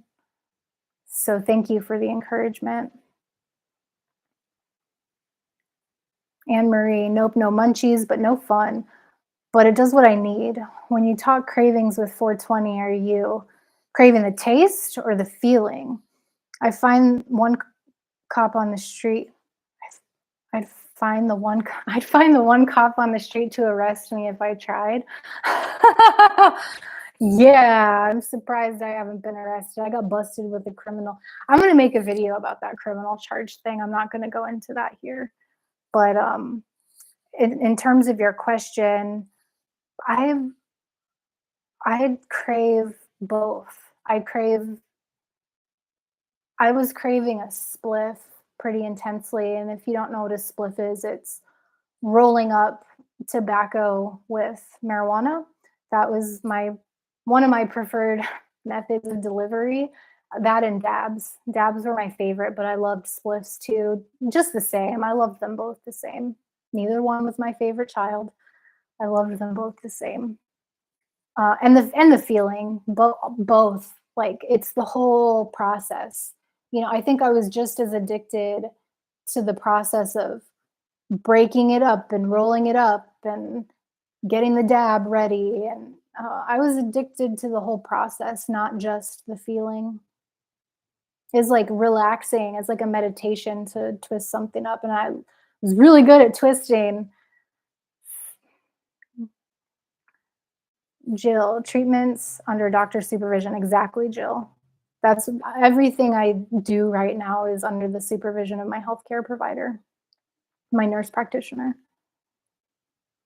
Anne Marie. Anne Marie, I'm so happy you're here. It's so cool that this is your first live stream. I was at my doctor today and she had little testing kits to test for Fent. Yeah, I hear a lot of people are testing their drugs now. That's a whole kind of controversy, isn't it? How there's some parents who are sending their children to parties with testing kits. What would you do? Would you send your child, if you have children, or if you don't even, what are your thoughts on sending children to parties with test kits? Oh, good. Brandon, the Sublocade is doing good. Awesome. So far, that's great. Next sub shot coming this week. Probably going to come to the end of my shots here soon. That's wonderful news. And Brandon, are you tapering down? Do they always taper you down? Like, would there ever be a case? Excuse my ignorance here. Would there ever be a case where they would leave you on the 300? I think it's milligram shot. Is it, or is it microgram? The three. I know it's 300 or 100. Um, would they ever leave you on a 300 for your last dose, or do you always end up on the 100?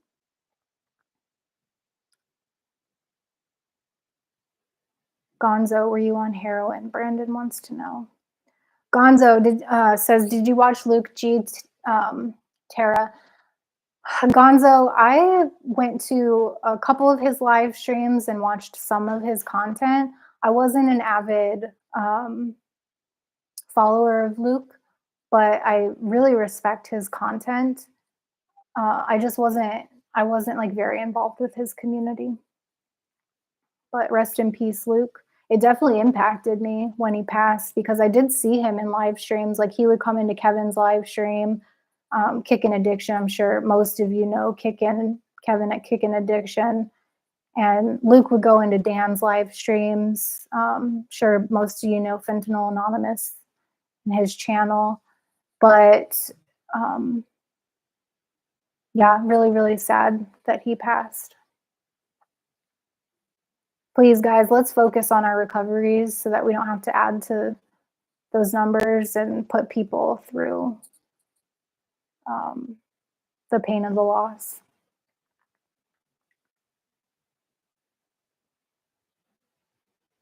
Yeah, Gonzo was on Fent. Wicked smart. Marky, your comments always brighten my day. Alex, I'm taking off. Okay, Alex, you're probably long gone now. I appreciate you coming in here, Alex. Much thanks to you, Tara, for your explanations and information time. It's always a pleasure, Alex. Gonzo went from prescriptions to heroin to fent. Yep, that's pretty common. Kimmy, your brain still functions sometimes. Absolutely, Kimmy. Your brain functions really well all the time, I think. Even when you don't think it's functioning, it's like you're wicked smart. Oh, Kevin, what's up, Kevin? Nice to see you in here. I don't know if you're still in here, but okay, I missed a comment, but just real quick, I've been ghost listening for a while. Glad I could make it. I'm exhausted. Been driving for Uber since 4 a.m. You're a wild man. Glad to see the crew up in here. Doing great, Tara. Thanks, Kevin. Love you too, man. Nice to see you. Jill said, I wouldn't have quit, but medication was actually killing me. So I really didn't have a choice. Right. Yeah. I think that's a really important thing to highlight, that similar to my experience with marijuana, it's like it was a really important medicine for me for a long time. And then it got to a point where I crossed a line and it became harmful in the sense that I made bad decisions and put myself in compromising positions because of my addiction. I think the same thing holds true with medications, and they can be very helpful and they can be abused and also cause harm. So my perspective is follow your heart. I mean, I'm not trying to be corny or cheesy or anything, but I think we know in general, I believe that we know what's hurting us and what's helping us, and then working with people who are trained to help us navigate the situations is also important. So it's like a balance of trusting yourself and listening to your guidance. For me, I can only speak from my experience. Trusting myself and listening to my guidance And listening to my medical and mental health providers is important. Yeah, Kimmy, he is working his butt off lately. Gonzo says Kevin's got shoulders like boulders. Yeah, he does. Yeah, it's been kind of busy, Kimmy. That's wonderful, Kevin. Hopefully, you're making some good money. So tired and got to go to the gym. Yep, got to work out those boulders.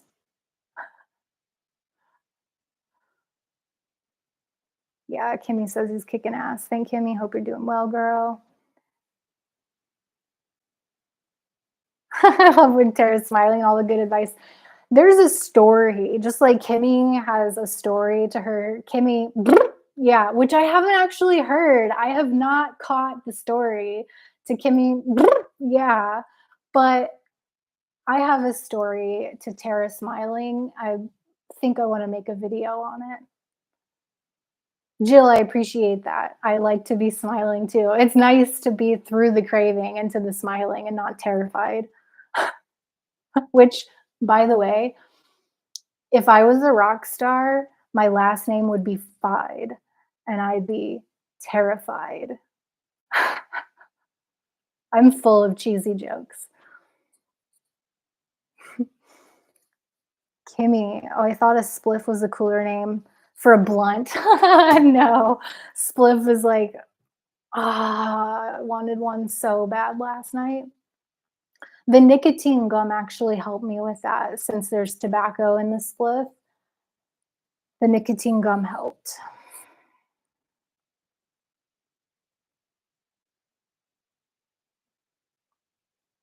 Wait, what? What are you? Oh, what Jill said. Let's see if Jill answered. Oh, I lost my spot again. There we go. Anne Marie says, thanks. I didn't know. I just thought she had dry herb vaporizer. I just use a dry. Nice, nice. Those I like vaporizers. When I did, when I did used to use, I liked vaporizers. I finally made it to Hershey. I believe you're about 4 hours away. Jill, I didn't recognize your profile picture because it doesn't let me click it. I didn't know it was you. Yeah, right. Isn't Jill's new photo really awesome? It's so beautiful. Kimmy, I bet you would throw a great sober party at the lake house, Jill says. Oh, I'm almost caught up to y'all. Gonzo, the reason I asked Tara is I felt exactly the way he was describing when he was on subs. I just wish I could have explained to him it was the bupe and the medication and not an allergic reaction.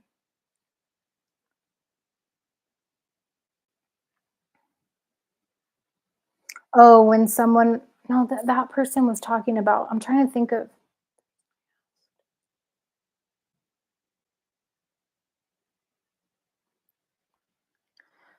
explain it to who, Gonzo? I'm trying to think because I thought someone said their throat closed up and they had a reaction. I thought that was to marijuana and they got paranoid.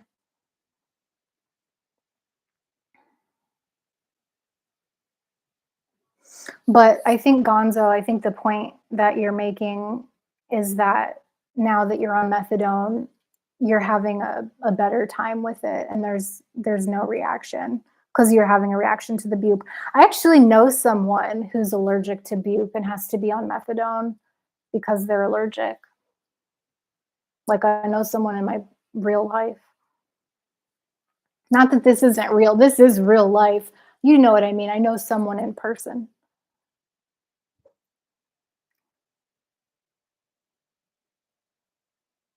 Kimmy, except there's a mouse family living in the kitchen. Is there actually a mouse family living in the kitchen?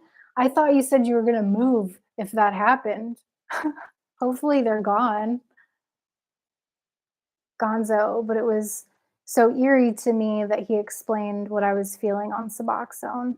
Okay, so yeah, you have shared experience with what that person was going through on subs.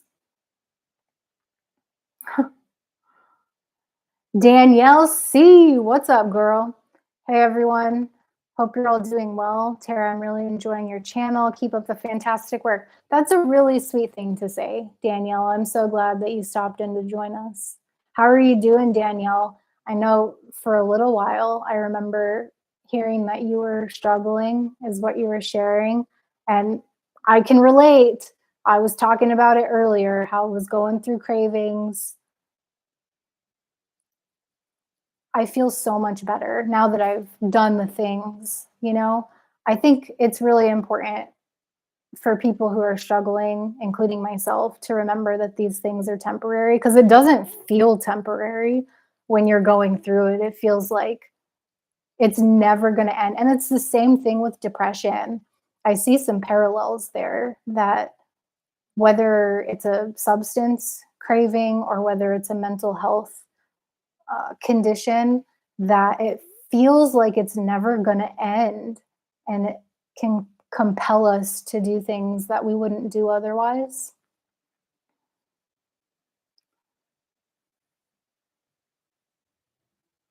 Because it's X-rated, that's why you haven't heard the boot story. Okay, Kimmy, I thought you told it at one point, and I thought you were going to tell it. Did you ever tell it? Like, did you ever tell it and I happened to not be able to make it to that stream? Or are you keeping it under wraps? Oh, you were talking Gonzo, you were talking about Luke. Oh, you were talking about Luke. You felt the way he felt, the way Luke was feeling. I see, Gonzo. Mm. Yeah, that's a it's so sad. I've been following Leah and her journey since Luke passed, and it's just devastating the impact that addiction can have. Gonzo, maybe have you found that his passing has made an impact on your recovery? And if so, how?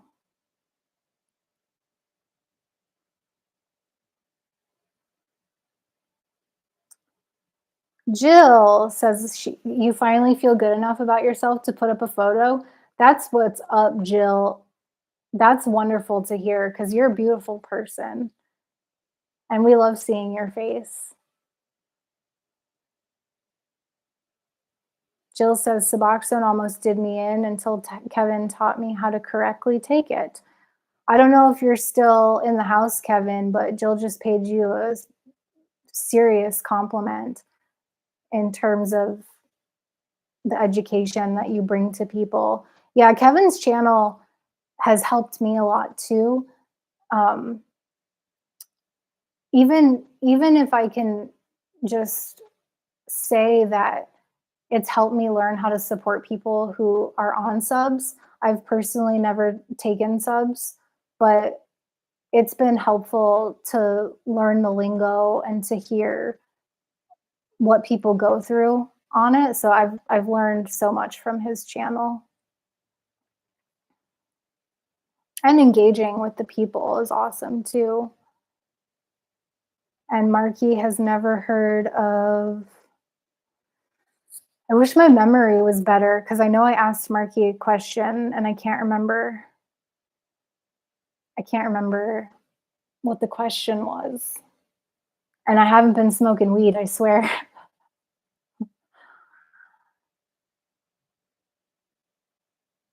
Kick in. Kevin, you are still in here. Are you working out? Thank you, Jill. I remember our conversation on clarity. Aw. I think it's really cool that you do that, Kevin. What a wonderful resource to offer people who need to talk to somebody. And Kimmy, nope, you haven't told this story. Well, maybe one of these days. I want to hear it though. If you ever do tell the story, I want to hear it. It'd probably be one of those conversations that you would take down and not leave up on your channel, but I wanna hear it. You gotta let us know if you're planning on ever telling this story. X-rated though, that's pretty intense. Aw, Jill says, "You're welcome, I'm forever in your debt." Aw.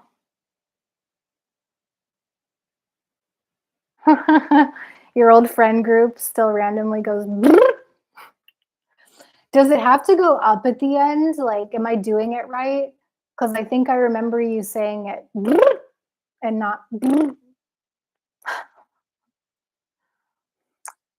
Tara gonna do lives on Mondays now?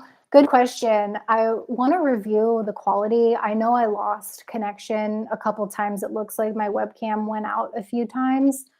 And I mean, it seemed to go okay.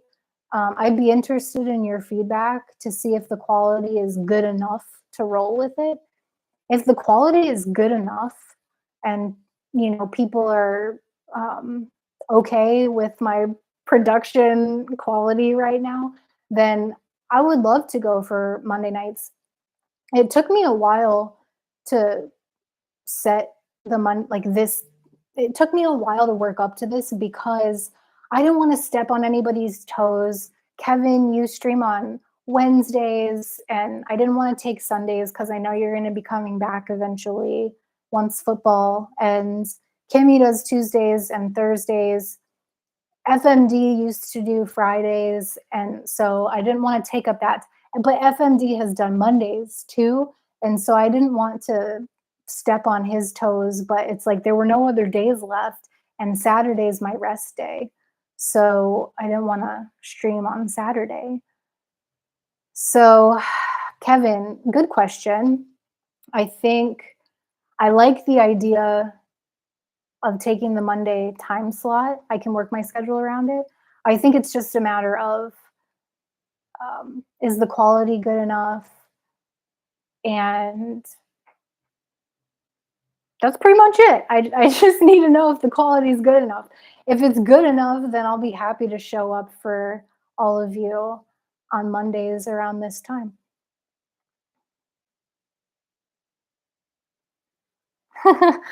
Quality is low. Yeah, quality is low. I know. I know. I need to I'll work on it. I'm doing the best I can with what I've got. Hopefully I can make it better over time. F quality, it's fun hanging out, Kimmy says. But the combo is good. Right on, Kevin. Thank you for that. Plenty of room for all of us. Yeah, I agree. I agree. There's plenty of room. I just didn't want to step on any toes, you know? I need to wet my whistle.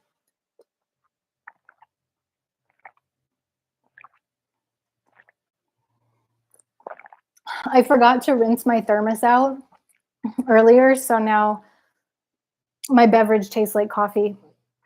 Just a little bit.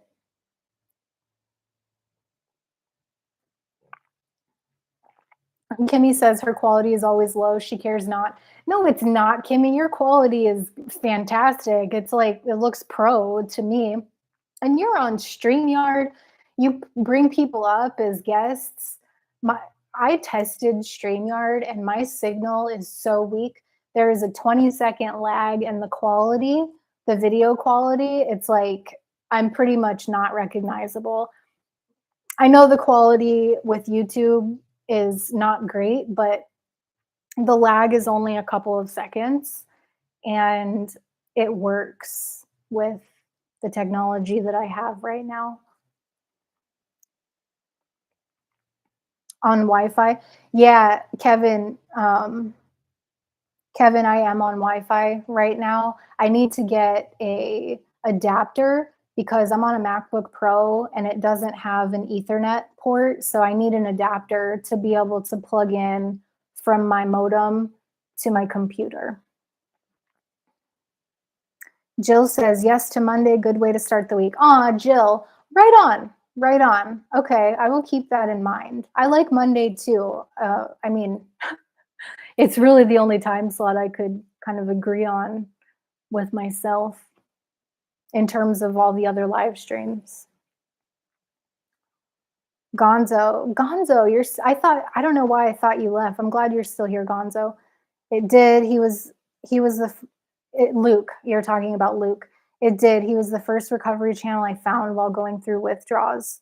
I could just relate to a lot of what he said. I could understand why he relapsed. Right on, Gonzo. Gonzo, remind me how long. I think, did you say you've been in recovery for 6 months? I don't think, I can't remember how long. How long have you been in recovery? Don't mind the time that you've been on subs and transitioning to methadone and all that. Like, how long have you been in recovery?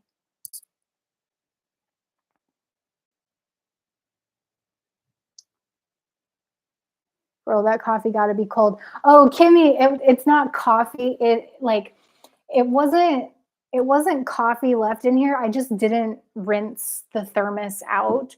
And so the taste of coffee is in it, which is actually not bad. It kind of tastes good.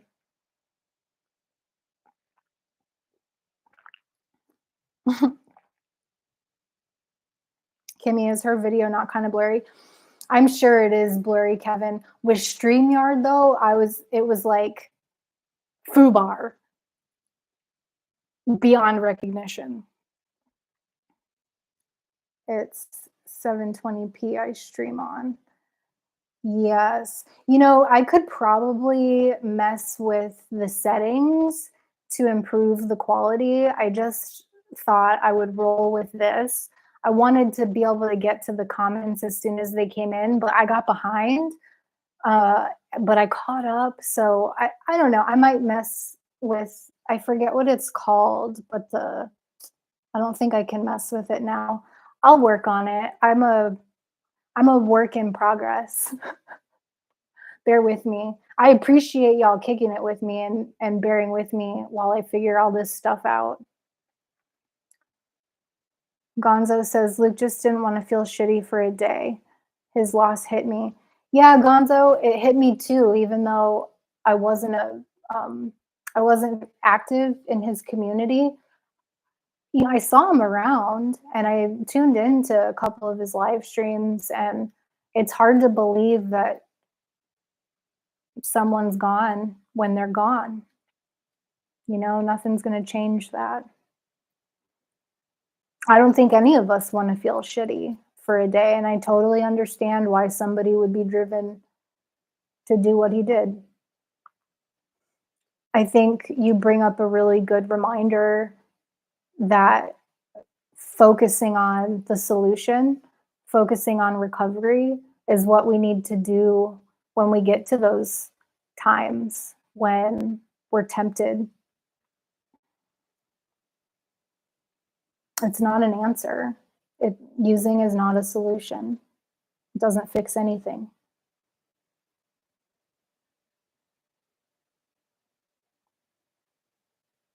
Now I'm like feeling a little emotional.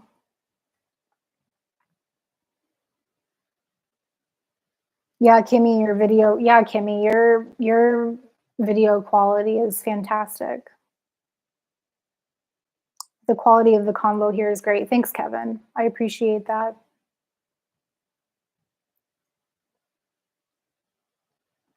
Another thing is, if any of us stream on the same day, we can tell others to go over to the next person's channel when we end. Yeah, Kevin, I had that same thought. Like on Wednesdays, sometimes Kimmy streams after you. And I had that same thought, like, well, maybe we could tag team and I could stream after Kimmy on Tuesday or something, or on Thursday. But then I just thought the time might be too late. And for me, it's easier. Like I would be the one to take the later slot because I am in on Pacific time. That's an option that I'm not opposed to at all. Like if I wanted to take a second day, like maybe I could stick to Mondays and then take a second day later in the week after someone else. Good idea. Because sometimes people want to keep going when we're ready to end. Right. It's like we can all, I can't believe I've been on, it's almost been 2 hours in like well, now it's 2 hours. I can't believe that. And yeah, my voice is feeling it a little bit. It's like I need to stay hydrated. Um, I'll keep going for a little while longer since there's some people hanging out in here, and then probably wind it up here soon-ish. I don't know what that means to y'all, but I like to ride waves. Speaking of which, I need to get back on my surfboard. Been too long.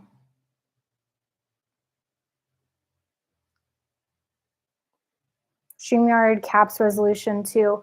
You mean StreamYard, you can only get such high resolution, like there's a limit? Yeah, Marky, you healed? I heard I heard Marky's hip was almost completely better. For those of you, well, I think I can share. For those of you that don't know, a few people in the community did a fast over the past few days, and they've seen some pretty amazing results in terms of the effect that it's had on their bodies. I didn't do the full fast. I participated by intermittent fasting, just because uh,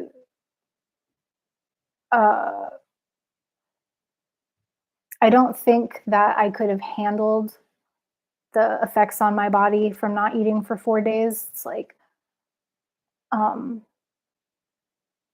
I just didn't think I could handle it. I really wanted to participate, to be part of the club, but I had to make a choice for myself. But it seems to have been really good for the people who did it.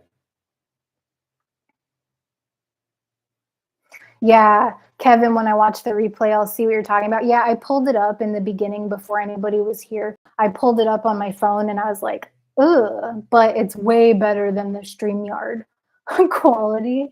So, you know, it's the first one, and yours has improved a lot even since I've been watching it, just, the past several months. It's improved in that time, and you probably didn't start with the type of quality that I have right now, but it's progress, not perfection, right? Aw, Gonzo, quality of the conversation is great. Thank you, Gonzo. Kimmy, snow advisory the next 2 days. Wow. Does that affect your work at all, Kimmy? Like, have you ever had to stay um, at your person's house before? Or would you just not go in? How does that work? Marky says his hip feels good. It doesn't ache, but the mobility still isn't there. Oh, Marky, I hope this is temporary for you, just like my cravings were temporary. Do you do yoga, Marky?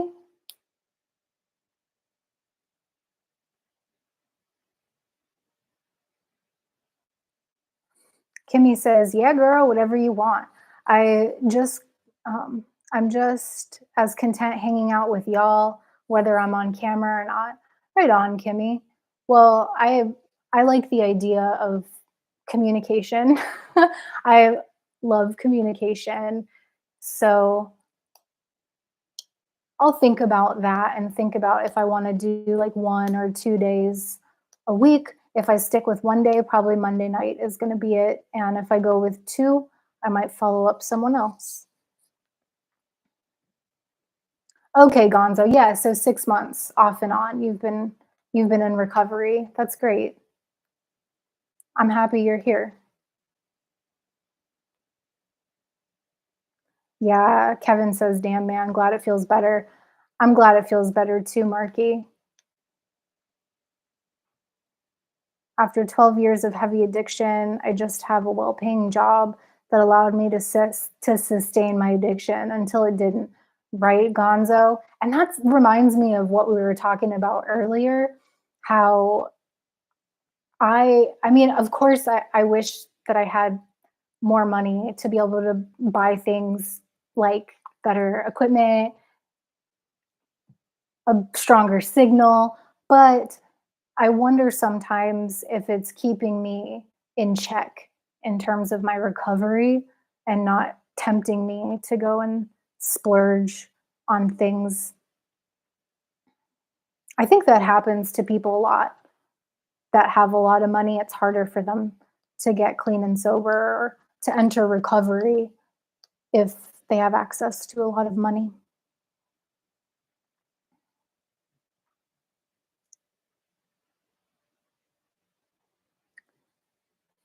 Um, Kimmy, fasting hasn't done anything for me but make me hangry. I'm about to have my first meal. I cheated with protein powder. That's okay, Kimmy. You did what you needed to do. And I'm excited for you that you're going to start eating again. Like right now, what are you going to eat?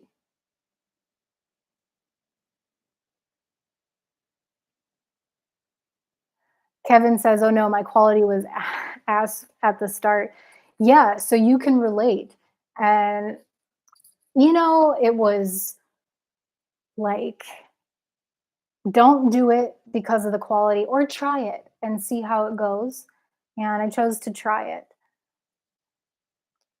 I feel like I could see a parallel kind of bringing as we land the plane here and come toward the end. I want to circle back to the topic, because when I came in here, I was just starting to feel like, all right, I really wanted to get high, but I didn't. I made it through another crave wave, and thank God I did. Thank God I didn't go out and find something. I mean, I would have been safe about it and got it at a dispensary, but I didn't have to. I spent the time in the past 2.5 years to learn coping mechanisms and ways to deal with the cravings so that I didn't have to use when I didn't want to. I didn't want to use. I wanted to stay in recovery and not slip up, not take a step back. So it feels empowering to have made it yet again to the other side.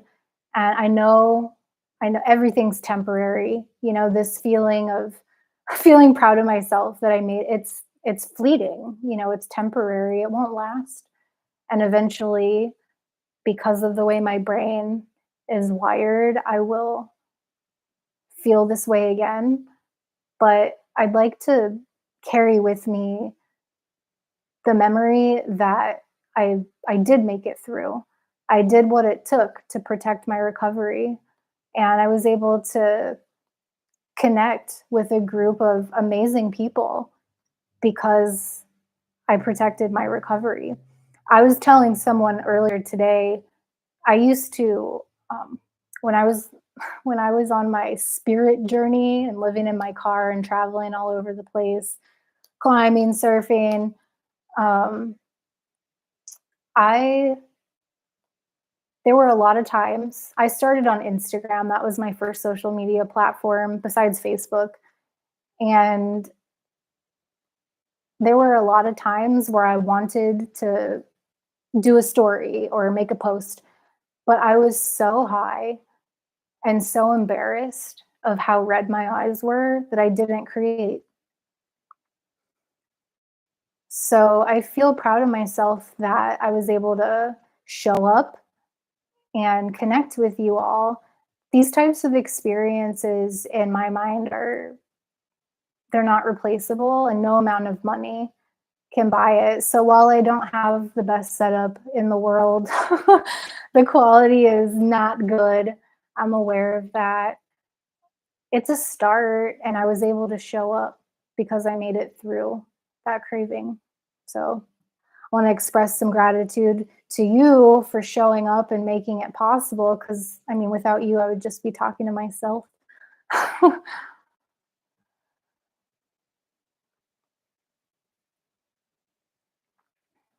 Yeah. Oh, Kimmy, interesting. Camera quality on newer iPhones is better than most webcams, but I prefer being a little blurry. Maybe makes me look skinnier. I was wondering that too, Kimmy. Actually, I was like, I wonder if actually the lower video quality is working for me.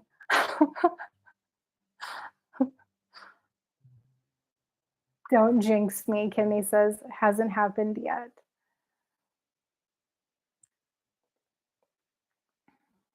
Marky says, I do not. I do not. I wish there was like, you know how in text messages on iPhone and in Telegram you can reply to a message so you can see. I wish they could do that with the comments where you could reply to a comment so you could see what it was in reference to. That would be innovative.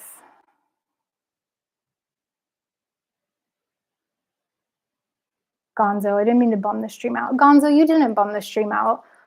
We're all, going through this process of, I would imagine that you're talking about Luke, and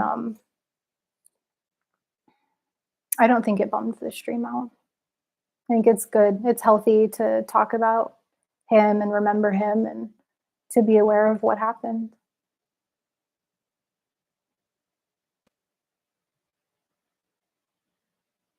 Kimmy's about to have a julienne salad, typical Monday dinner. I feel you with the typical dinners. I do a lot of the same things too. Lots of blue corn tortilla chips here. It's only 6:30 in Terrastown. Exactly, it's only 6:30. That's why I'm saying if I wanna do a second stream, which I hadn't even really considered before Kevin made that comment, but depending on how things go and how I feel about it, if I did, I would be happy to be the one to take the later time slot. Can y'all hear that? Nobody said if they could hear the dance school below me.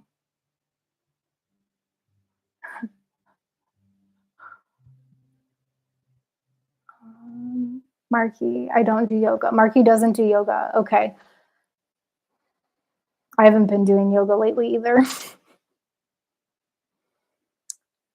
Kimmy says, I'm super confused. I was caught up in real time, and then all of a sudden it keeps saying I'm behind in the video.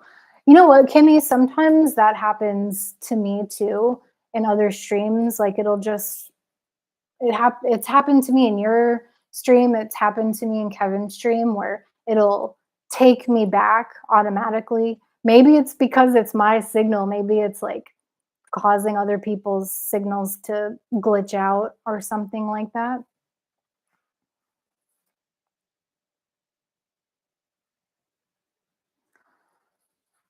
Well, wondering if there's anything else y'all want to talk about.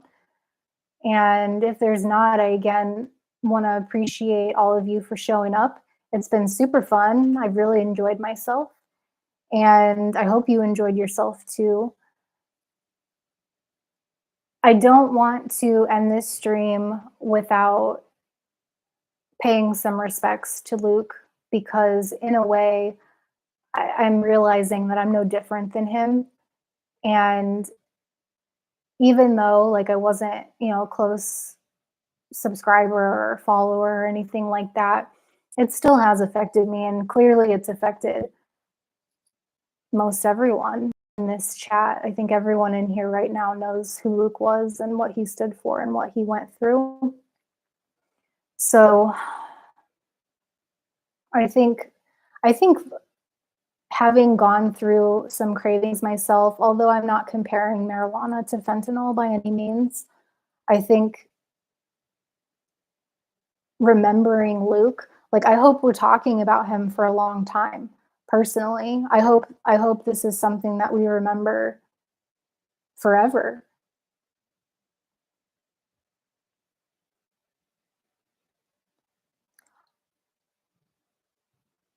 I hesitate to share this, but when I found FMD's channel, I was seriously considering trying fentanyl or something harder. I was living in a shelter with active drug addicts. My roommate was an active heroin addict, is how she referred to herself. And I mean, we know she probably wasn't slamming heroin, she was probably slamming fent, but she referred to herself as a heroin addict. I've never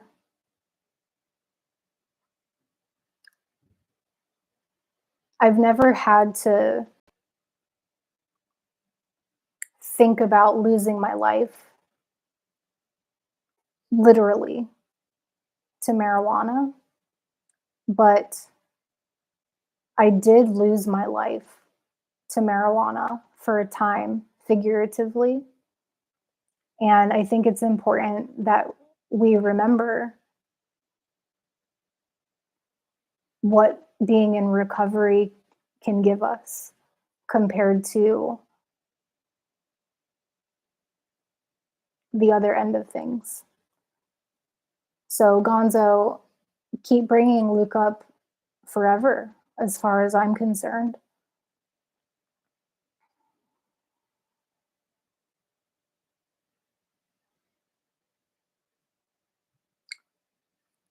Kevin says, it just did that to me too. It took me back like 45 minutes out of nowhere. Kevin, I don't know why it did that. Dan, what's up, man? Man, I was just trying to land the plane. I don't know how much more I've got in me, Dan. But Kevin, I don't know why it does that to me too sometimes, and I'm wondering if my network has something to do with that. Kimmy says, "Oh man, I've never seen such malarkey. It took me back 5 minutes." That is malarkey, and that's also one of my favorite words. Dan, how are you doing, man? How's treatment going?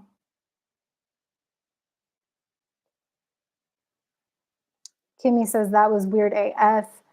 The second she says FMD, here he is. Yeah, Dan, I just mentioned you. And then you popped up. It's funny how that happens. Were your ears ringing?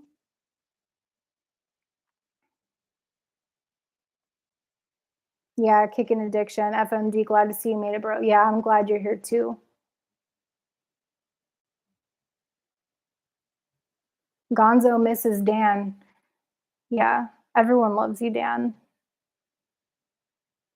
Yeah, it's been a minute. Dan Gonzo was just telling us that he transitioned from, I think it was 24 milligrams of subs to methadone, and that it's going really well for him. Gonzo, I don't know if you've got anything else you want to share about how your experience transitioning has been. I think it's really interesting. Had a rough morning, but I'm good.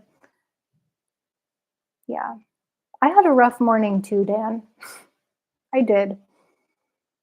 I was telling everyone earlier that I have really been struggling the past 48 hours, but in particular, the past last night is when it really started, struggling with my own cravings. And I know that my cravings, it's hard to compare. It's like we're not going to compare apples to oranges here and say that my cravings are the same as yours. But relative to what I've experienced, my cravings were really bad. And I was scared that I was going to go out and get high. And my brain was telling me that that would be okay for me to do that. And so to be sitting here and having made it through that by doing all the things that I've learned over the past 2.5 years to do, I feel really proud of myself that I made it through.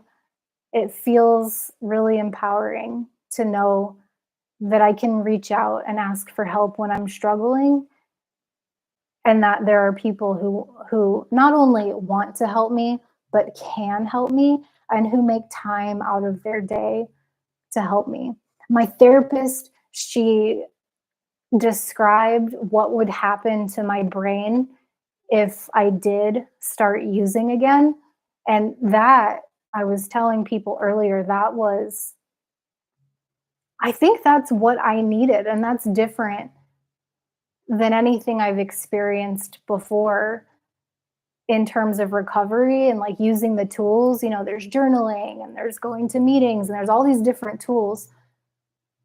But the tool that actually made the difference was calling my therapist and having her explain to me the impact that it would have on my brain in connection with PTSD and triggering paranoia.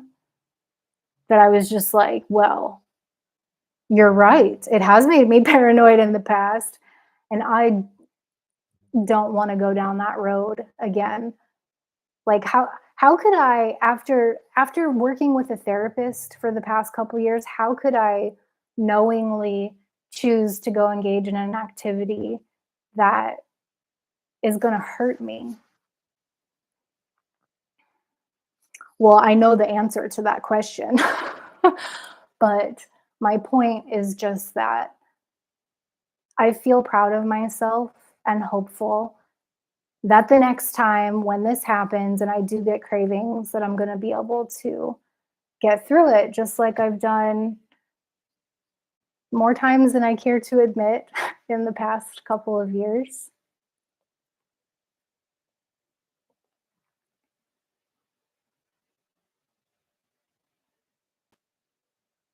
Kimmy, they forgot your hard boiled eggs. So Kimmy's having her first meal after her fast and they forgot the hard boiled eggs. Does it even count as a meal now? According to you, I know how much you love your eggs, Kimmy, and according to you, no, it does not qualify as a meal. How dare they? Kevin says we will always keep the memory alive for the ones who paved the way to bring us all here in this moment. Rest in peace, Ryan Donnelly, Rockin' Roberta, Ryan Leone, and now Luke. Yeah, for real. Yeah, Kevin, you've been around for a while. You've seen a lot of people pass. And I hope we don't have to see anybody else pass. I really, really hope that we can all make it. I know that we can all make it. We have to lean on each other.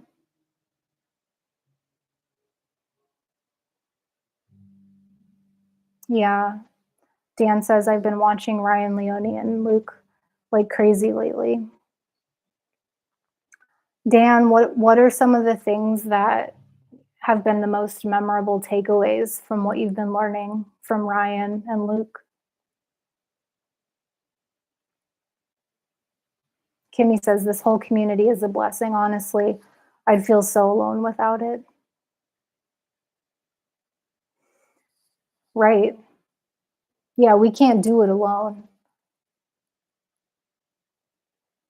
It's such an interesting thing to think about that too. We so badly want to do it alone as addicts, and we're trained to isolate and to hide things and go be by ourselves and to think we're a burden when really the answer is the opposite. Like, we have to do the opposite. I'm sure y'all have heard this. The opposite of addiction is connection. And that really resonates with me. It makes me a little emotional because in my addiction, I did isolate. I didn't reach out to people. I didn't have the capacity for it. And even in my recovery, sometimes when I'm not feeling well, I don't have the capacity to reach out, meaning I don't have the energy or the drive or the motivation to reach out, mixed with feeling like I'm going to be a burden or feeling like I've reached out too much, I've asked for too much. This is getting old to the other person. None of that is true. And in order to get through the cravings, like thank God I've done with mine, I have to remember that connection is in opposition to my addiction. I think it's as simple as that.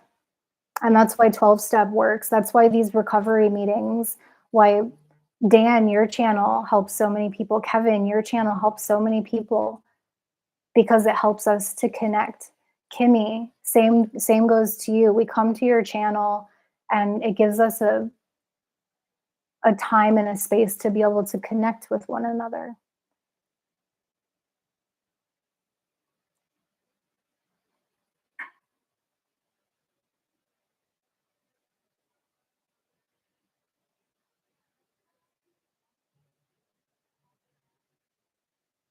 Aw, Dan misses Gonzo too.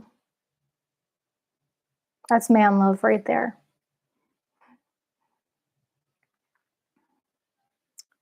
His methadone withdrawal in jail. I don't know how those dudes did it.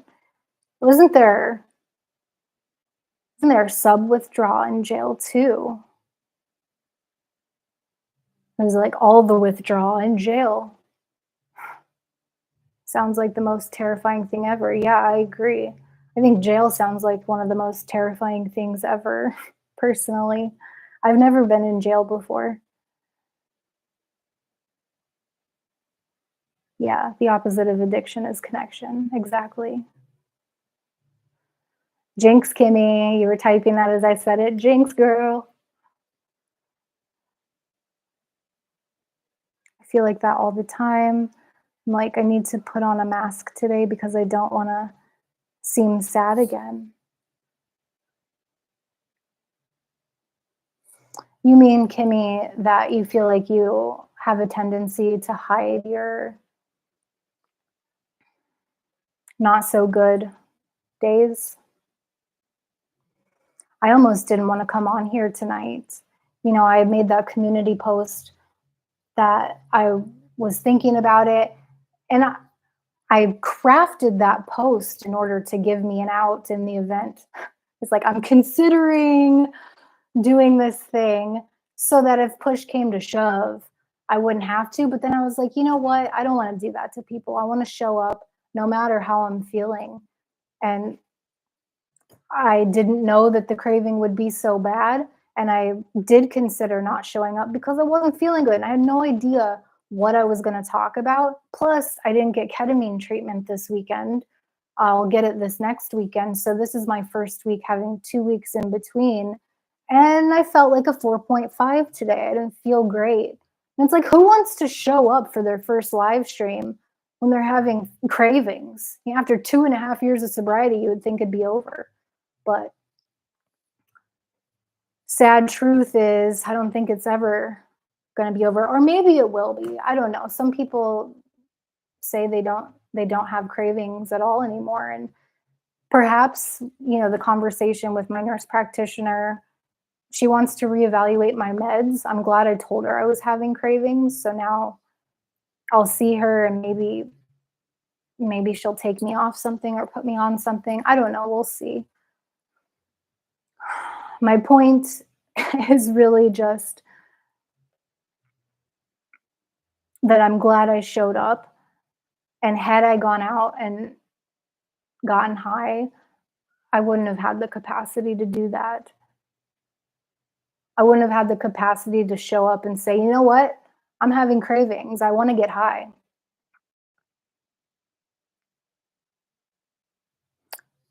My neighbors who smoke weed also do harder drugs, like, you know what I'm talking about, like fentanyl.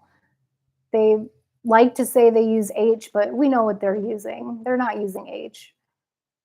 And I thought to myself, before I talked with my therapist, I thought to myself, if I start smoking weed again, like I can't smoke in my room, that's not allowed here. So I'd be smoking downstairs with them. And then what's that going to lead to? So like marijuana aside, what would that lead to for me? That's terrifying.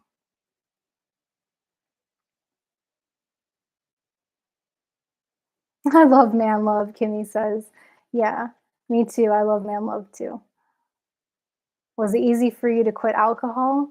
Hey, realist, did you come back? I know you said you don't feel much craving for it. You know what? By the time I stopped drinking alcohol, it had caused so many problems for me that it wasn't actually difficult. Um, I remember so it was actually prompted from another person that I stopped drinking alcohol. Someone I was in Mexico and I was hanging out with this guy I met in his RV, and my travel partner knocked on the door. I was traveling with this like very athletic guy that I met in Yosemite. Um, I don't know why it's important that he's athletic, but he knocked on the door and he had some tequila in his hand and he was like, he called me Smiles. like like Smiles, you know. So he's like, he knocked on the Smiles, you want a shot? And I go, yeah. And I slammed it back with him while he took a shot. And then he went away. He like wherever he went. And my friend who I was with in his RV was like, "Have you?" He just gave me this look of like disgust. He was like, "Have you ever said no to a drink in your life?" And it made me stop and think. And I said, "No. Why would I do that? Why would I ever say no to a drink?" I couldn't wrap my head around that. And so we talked about alcohol for a little while, and like he told me a little bit about his story and his experience with people in his life who had drinking problems. And I kind of thought it to be a challenge because I've never tried to stop drinking in my life. Why would I? And so that was um, that was right before COVID became a huge thing. That was March of 2020, and I remember making a commitment to myself that I was going to try to not drink for a while. I didn't have a time limit, nothing like that. I just wanted to see what it was like. And I remember that next night, not that night, but the next night, I was sober and I went to a campfire where there was pots because I continued to smoke weed for a year after I stopped drinking alcohol. I just wasn't drinking alcohol anymore. And I went to a campfire and everybody was, smoking weed, drinking. Well, pretty early, around 8:30, 9 o'clock, all the pot smokers started leaving. And I noticed, and I normally would have been drinking with everybody and smoking, but I noticed because I was sober, I was high, but I wasn't drinking. I noticed that everybody was leaving the campfire. The stoners were leaving early. All the drinkers were starting to get a little sloppy, a little ridiculous. Bottles are starting to get knocked over. People are starting to swear and use profanity. And I just thought to myself, I think I'm done too. And I left. And it really wasn't hard after seeing that to not drink for a while. And then, a lot of other stuff happened in between then and me actually finding recovery. But no, it wasn't actually difficult for me to stop because by the time I got there, I already knew that drinking was a problem for me, and I took it to be sort of a challenge. I didn't think I was stopping, I just thought I was giving it a break for a little while. And I have to stay with that perspective to the one day at a time thing because thinking about forever really throws me for a loop. I can't handle forever, but I can handle just for today or one day at a time. I can stay sober today.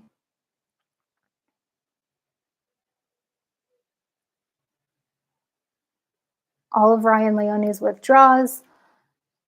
This is Dan saying, and all of Ryan Leone's withdrawals thinks that dude went through the most heroin withdrawal like ever. He was such a good dude, yet he abused his mental health so bad. This is a really good point, Dan. I think underlying mental health issues need to be addressed. I'm still like, I'm still working on my mental health after 2.5 years, and I've been very diligent. I've been working on it tirelessly for the past 2 years. And a lot of people would be okay and not need therapy after a couple years, but I happen to be someone who needs more support. And I'm so happy that I have professionals who are willing to be there for me and do damn good jobs, if I must, or if I can say so myself. Yeah, Dan, I think if those underlying mental health issues are neglected, that's what leads to AA calls it serial slippers or chronic slippers. I like serial slip, people who they're in and out and they're in and out. Makes sense. Why would you not? Why would you not? What would stop you? Why would you not go back to getting high? You know it's going to be a quick fix. And we don't always have the capacity to understand the implications, to understand the impact that it's going to have on our brain and on our lives.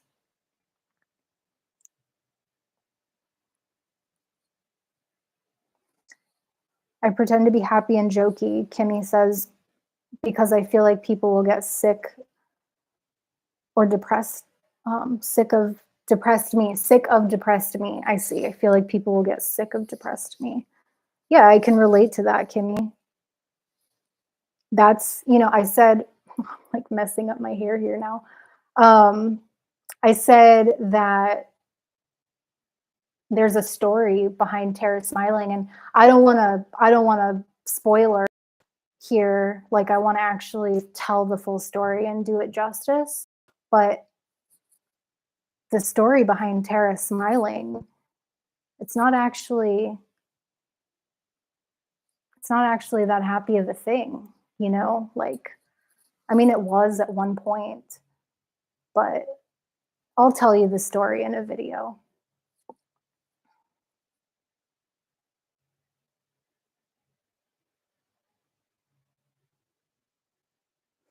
Dan says, yeah, that's what I've got the most out of their videos, all withdraw and the pain and suffering. Yeah, Dan, I think it really helps to know that we're not alone and to see that other people have gone through the same things and to draw from their experience. It can be a very helpful thing. I think it's great that they're there as a resource for you. And I think it's wonderful that you're engaging with their content. I don't feel like I know that the perspective that you have based on your experience is a strength.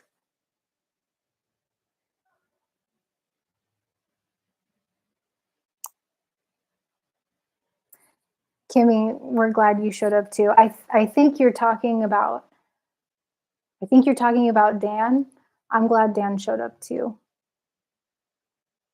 And Realist says this is such a helpful format to speak on these things. Yeah, I agree, Realist. I think these live streams are really helpful. I'm not talking about like mine necessarily, I just started, but the other live streams that I've attended are definitely helpful. Kimmy, did you need medical detox? Kimmy, who are you asking if they needed medical detox? Are you asking me or are you asking someone in the chat?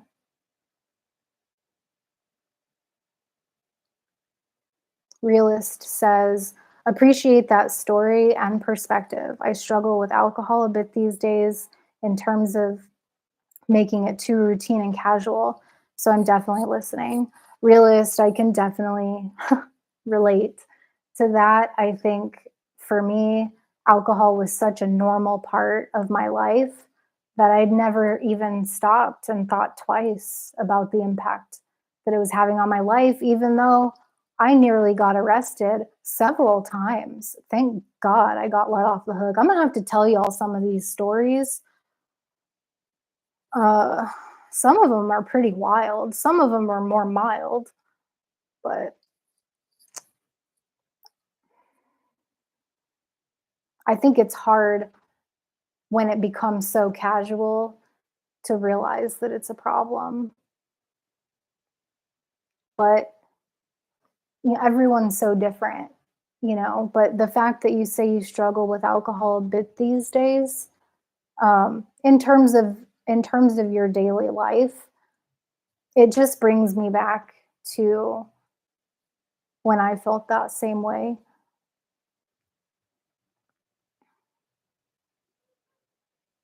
I'll be looking forward to hearing how you how you move through this, realist. And I want you to know that no matter what, like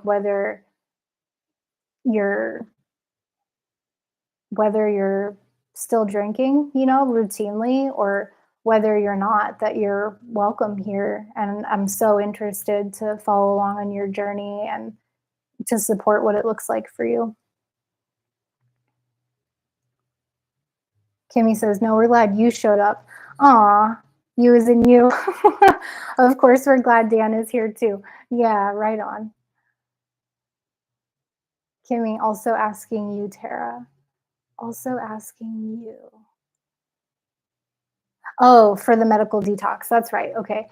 No, Kimmy, I did not need medical detox for alcohol or marijuana. Thank God it didn't develop to that point with me. No. And down home, hey, down home, he says, "What's up, FMD?" FMD, you're so loved. And my throat's so sore. Not sore, but like dry. Let me take a drink of water and I'll land the plane here.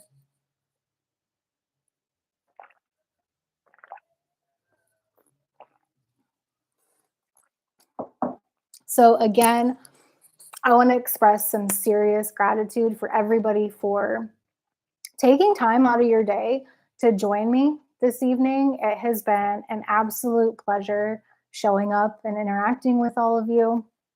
I love I love this vibe. I like the experience of getting to chat with you, hearing what you're going through, getting your questions. It's been really fun for me. I've really enjoyed it. So, I don't feel, now that I've sat here and talked with you, I don't feel any kind of desire to go get loaded. I feel this is a joke, okay? So when I say this, I don't want you to be too concerned. It's like I feel cured, and I'm not saying that I'm actually cured. I don't want y'all to freak out like a 12-step meeting would do if I shared that in a meeting. Like I'm not cured. I'm just saying that the craving has subsided. All the things that I did today that I mentioned earlier have really helped me to get it through. You've all helped me get through, and I really appreciate every single one of you. Sorry I didn't catch you. Leah, hey Leah, how are you doing? Sorry I didn't catch you earlier. Good stuff. No, Leah, you're totally fine.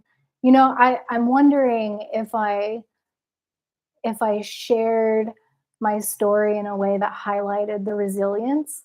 But now that you're here, it's a reminder for me to really draw focus and bring attention to the fact that because I went through everything I've gone through so far, I'm able to sit here with you today and be proud that I'm in recovery. I'm so proud of myself that I made it through another craving. Again, I know I've said it already. It won't be the last time that I experience a craving, or maybe it will be. That'd be dope. Excuse my language. That'd be super sweet if I never have a craving again. That being said, I don't think that it's realistic, the type of user that I am and have been, I don't think it's realistic to think I'll never have a craving again. But it's really good to know that I've made it through before. I have the tools. I've done a lot of work in my recovery to learn how to handle the cravings. I have a support system that's solid and people who care and who show up for me. And I'll get through it again if it happens again.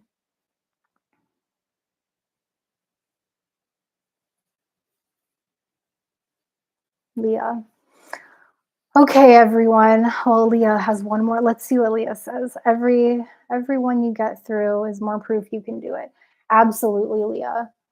Absolutely. It's I mentioned earlier, it's so hard to remember that the cravings are only temporary when you're going through them.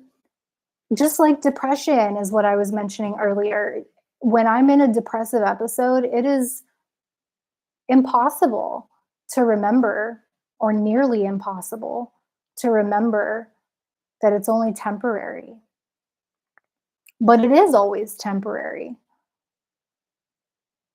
if I stay if I stay in recovery, if I stay in recovery. I think I think there's a really important distinction there between staying in recovery and being clean and sober. Because someone else mentioned it earlier, they feel like they're white knuckling. That's, to me, that's sobriety. That's not recovery. And some people would say that they're the same, and some people use sobriety as recovery. I personally think there's a difference. I think recovery is a process of drawing upon the experiences that you've had and allowing them to transform you and make you stronger. Whereas sobriety, anybody can be sober for a period of time, but what is recovery? And as I land the plane here, I want to remind people that, like, what I view as recovery for myself is not necessarily have anything to do with what recovery would be to you. If you're in recovery from opiate addiction and it helps you to use marijuana as harm reduction, I would never judge you for that. That's not the problem that you had. You're solving the problem that you had. You're in recovery for you, not for anybody else. I have to remind myself of that too when I hear other people are using it. It's like, because secretly I'm jealous. Secretly it's like, well, I want to do that too. If they can do it, I can do it.